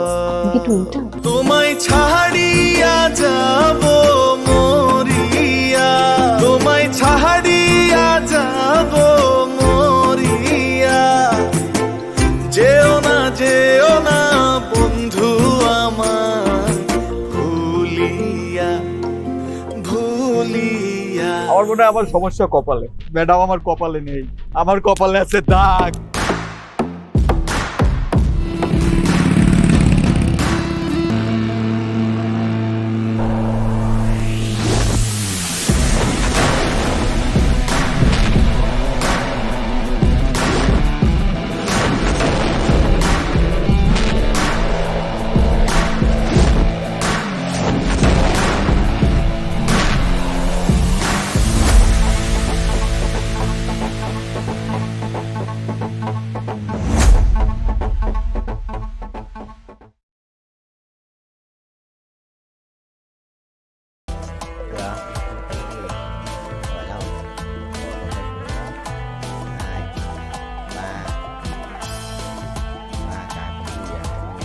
Diện bình bao nhiêu? 5 mở ủa 50%. 35 mở diện. Chịu thua kém rồi. Mọi ngày giữa đêm tối.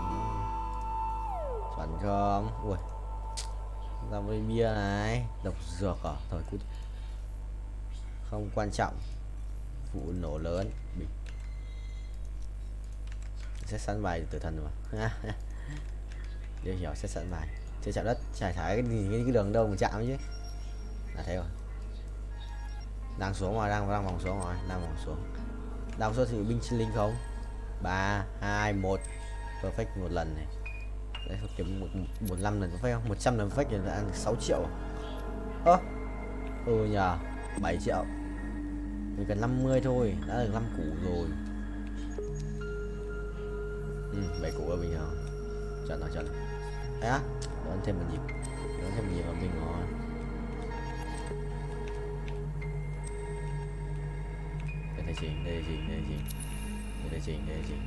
Đây chị. Ok. Không được.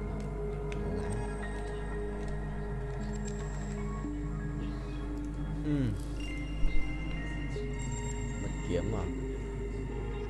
Cổ không mất áo luôn. À?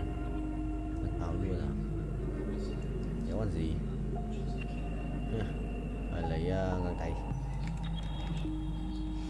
Đây để thay. Rồi 1, 2 lần. Thế là 30% à? Xem bao nhiêu nhá. 30% bình. Cũng gần 5 củ ấy. 40 củ à? 2 lần được 10 củ nữa. Thì ảo điếc. Let's go.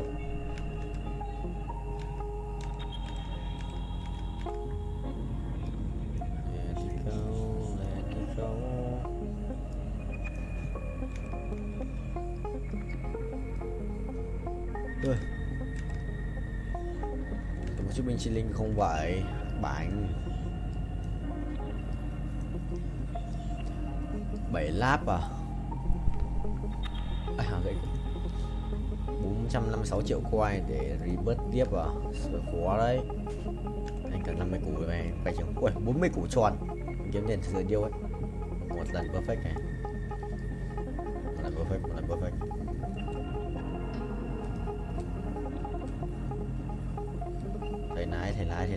Thầy lái. তোমাকে 15 লাখ টাকাই দিতে হবে।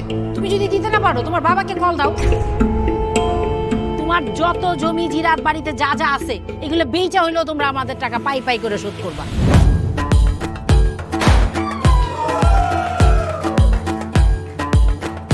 একটা ব্যাপার কি খেয়াল করছো?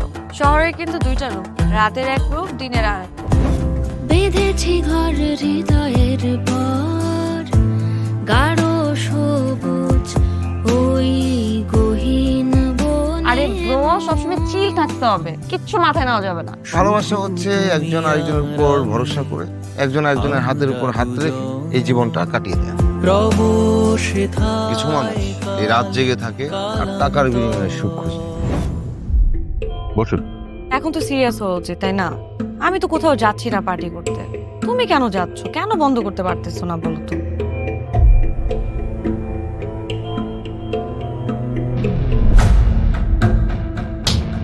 কার যে কোথায় সুখ সেটা তার প্রিয় মানুষটাও কখনো জানতে পারে না। পাশাপাশি তবু যাচ্ছি বিপরীতে, কাছাকাছি তবু যাচ্ছি বহু দূরে। Hi, you look good. Thank you.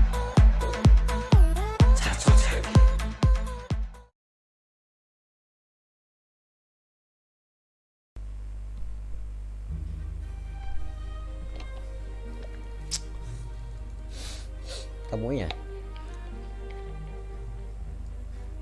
What the hell?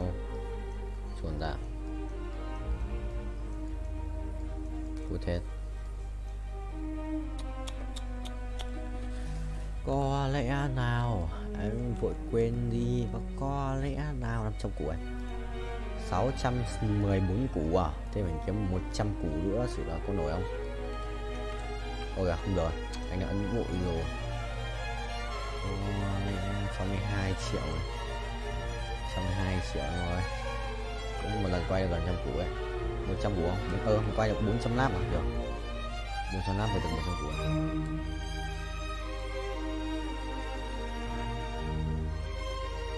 Mình rất khủng bố nào.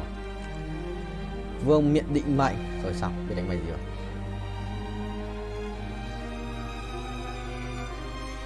tránh người điểm. Tôi nhặt bài này.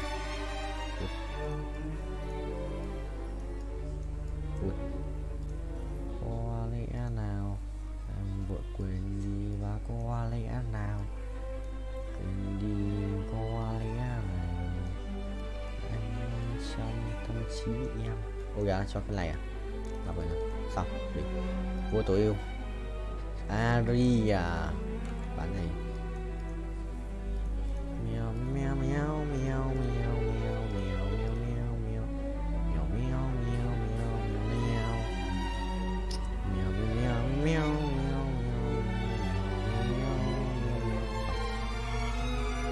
bài phải đét không đẹp 598 củ chưa đủ, chưa phải là tất cả. Mấy thằng ấy ra quát lipet ở cái map 2 này sử có đéo gì trốn. Cái pet thì yếu như lợn. Anh khinh yes khinh beat ITCS big ai à Torres xì điều sao Torres xì ra Torres rồi xì ai xì good xì ra Torres à chưa ok lần nào cũng phải lắp cái danh Gasol big IC Pasikia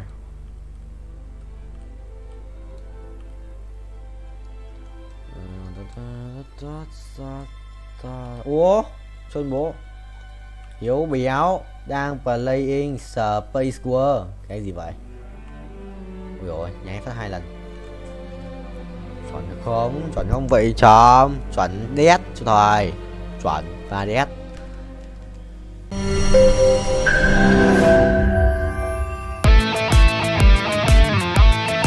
দরকার পড়লে একটা রিকশাওয়ালাকে বিয়ে করবো তারপর তোকে বিয়ে করতে তুমি যদি মরে যাও আমি তোমাকে বিয়ে করব দেখো দেখো বিয়ে এত সোজা আমার 5টা কন্ডিশন কয়টা 5টা আমি জেডি সাফায়েত রমরাজন স্যার এটা তো ভোটার আইডি কার্ড স্যার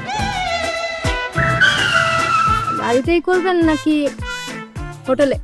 না না আপনি যেমনটা ভাবছেন বিষয়টা তা না ভাই আপনি তো করবেন তোমাকে দিয়ে হবে না আমি জানতাম শুধু শুধু সময় নষ্ট করো না ভাই আপনি তো অনন্ত দলিল না যে অসম্ভবকে সম্ভব করে আপনার কাজ জিমি কি হচ্ছে আচ্ছা আঙ্গের একদম ভইরা দিমু যাচ্ছে সব বাইট কর শর্ত দিয়ে বিয়ে শর্ত দিয়ে বিয়ে ভাই যে বয়সে মানুষ গার্লফ্রেন্ডের কামড় খায় সে বয়সে আপনি কুত্তার কামড় খেয়ে হাসপাতালে ভর্তি হয়েছেন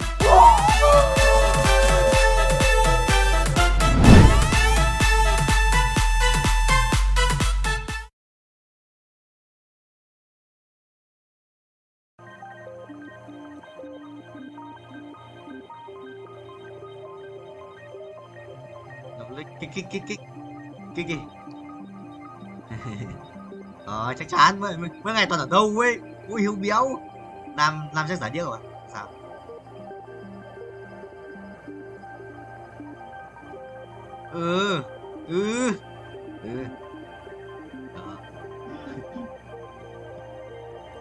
chưa thằng nào không uy tín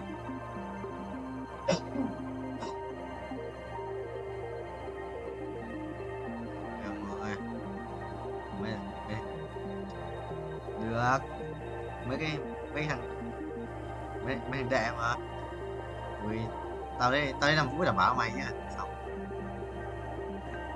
tao có gì đảm bảo mày đâu chỉ có bọn tao tự đưa nhau ra đảm bảo cho mày thôi ok nha tao bạn cũng xong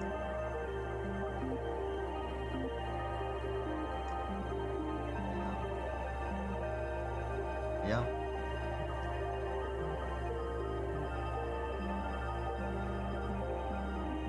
sao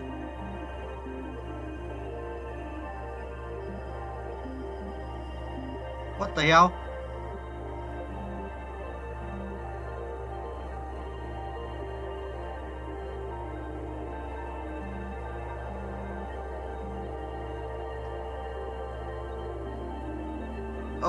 ha noob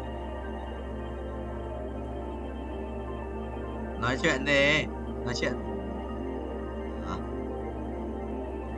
Chịu ơi, broccoli ơi, chịu rồi. Yes. Thôi thế kệ. Thế kệ nói chuyện không nói đi. Thế thôi kệ nói chuyện không nói đi. Xong. Kệ nói chuyện không nói đi xong. Lần nào cũng thế rồi.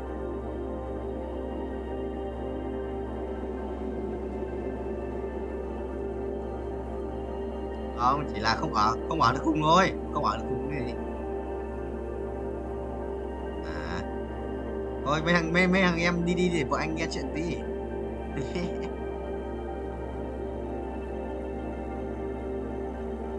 Làm cái gì à? Căng ấy nhờ.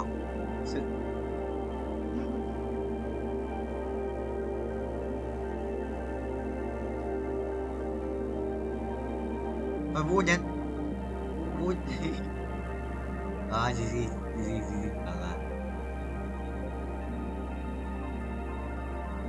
căng à.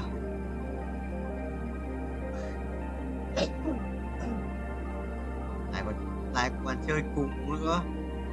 Chú em ơi. Vic code liên tục. Chắc à. Đánh mình ba người.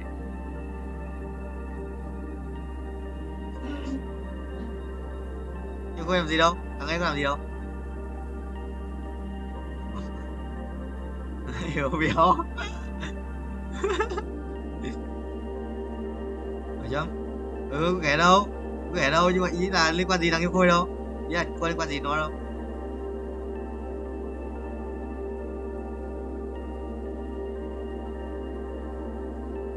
Sao đâu Hiếu ơi, không sao đâu. 2C không phải vấn đề. Anh có ép mà Hiếu. À.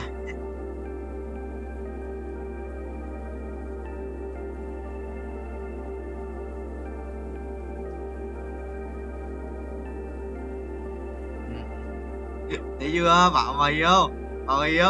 C là ngon rồi, tôi anh cái gì nữa. Cái môn đấy đầy đằng trượt.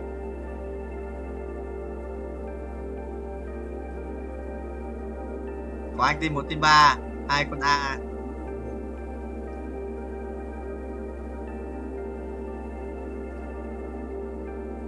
Quẻ đấy. Đây, một lùi ơi, phải làm cái là kiếm lốc. Có cái sâu zin phải không? Rồi, thiếu một cái sâu zin này.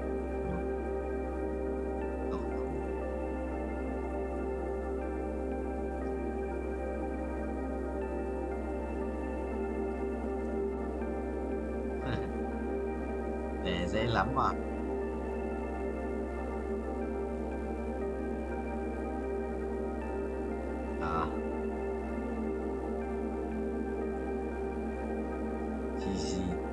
Đúng rồi, cái sáng chú đăng bài đi Hiếu. Toàn 8 cộng, xong rồi chú cứ bảo là thấp thế không có thằng đăng bài nữa nói.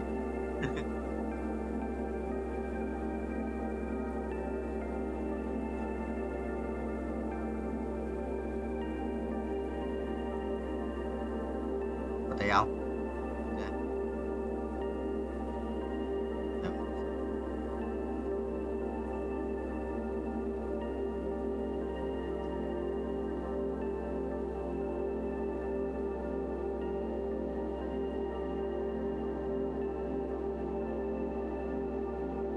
Rồi, ra ngược lại rồi.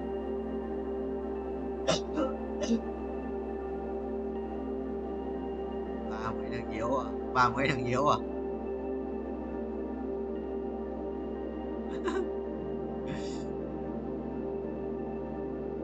Ai à, đấy một đục lui. Xếp là ngược lại à? Cháu không biết điểm.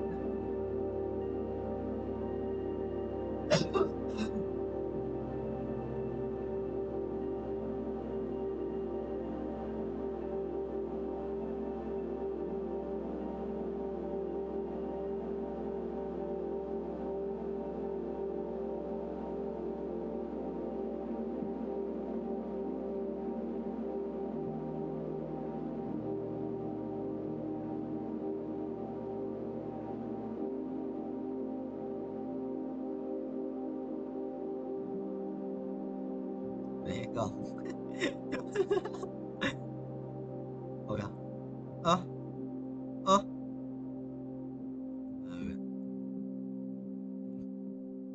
Gì?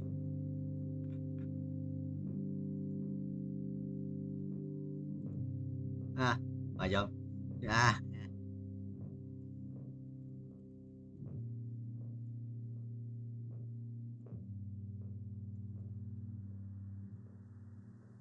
Nhà vui không?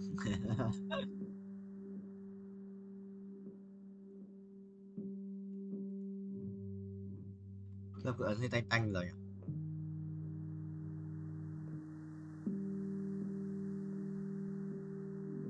Ấn xứ Thanh Hóa.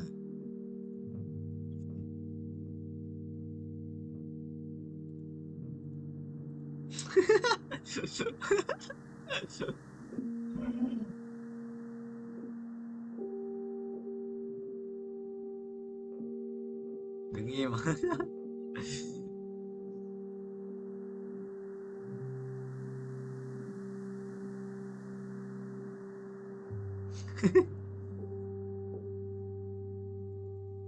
Ai mà gì đâu, không có gì đâu, không có gì đâu, có gì đâu, không kể, có gì đâu mà kể, có gì đâu mà đi kể, mà không có kể, mà tao có liên quan gì đến nó đâu mà kể.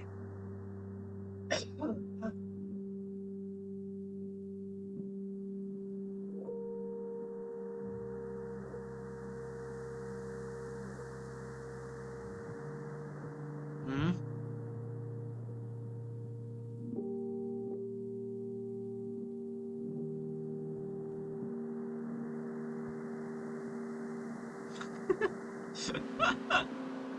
Quý lắm chịu được.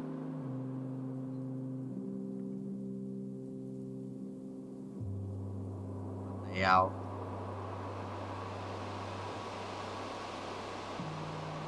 Mà dám, cần ngủ à? Quý à? Tôi là dí cu đít sao? Giống nhau chịu được.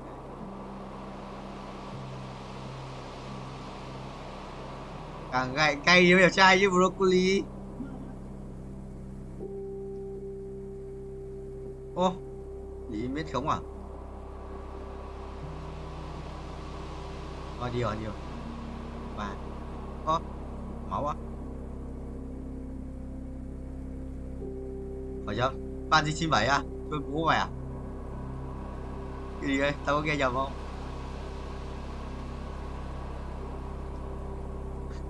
Đoán đoán mà.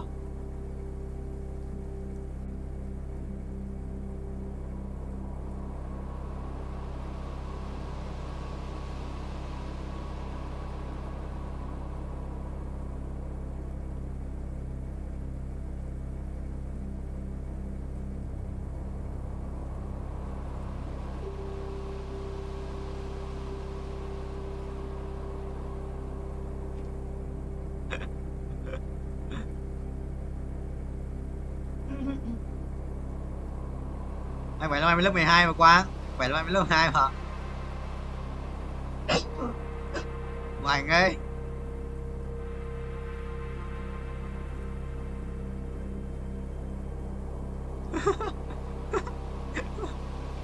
Đây thử là ký á. Ui, hỏng ơi, thằng. Phải đi. Một con tanh và một con đam ạ. Ui dồi. Ôi thua rồi, một con đéo với đam ấy, đéo hiểu. Thế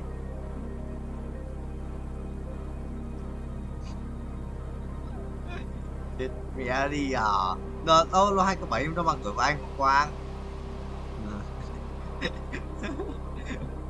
Nó đã bằng tuổi mà.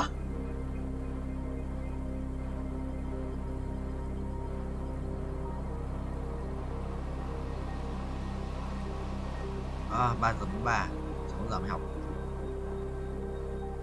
À thằng Cương vừa xin gạo mà, vừa xin gạo phòng tao. Ơi cái gạo mà nó cho tao nấu ấy lâu vô nhiều hơn. À. Mai anh mang sang nhé. Cảm ơn. Mai anh mang cả đồ ăn của anh sang.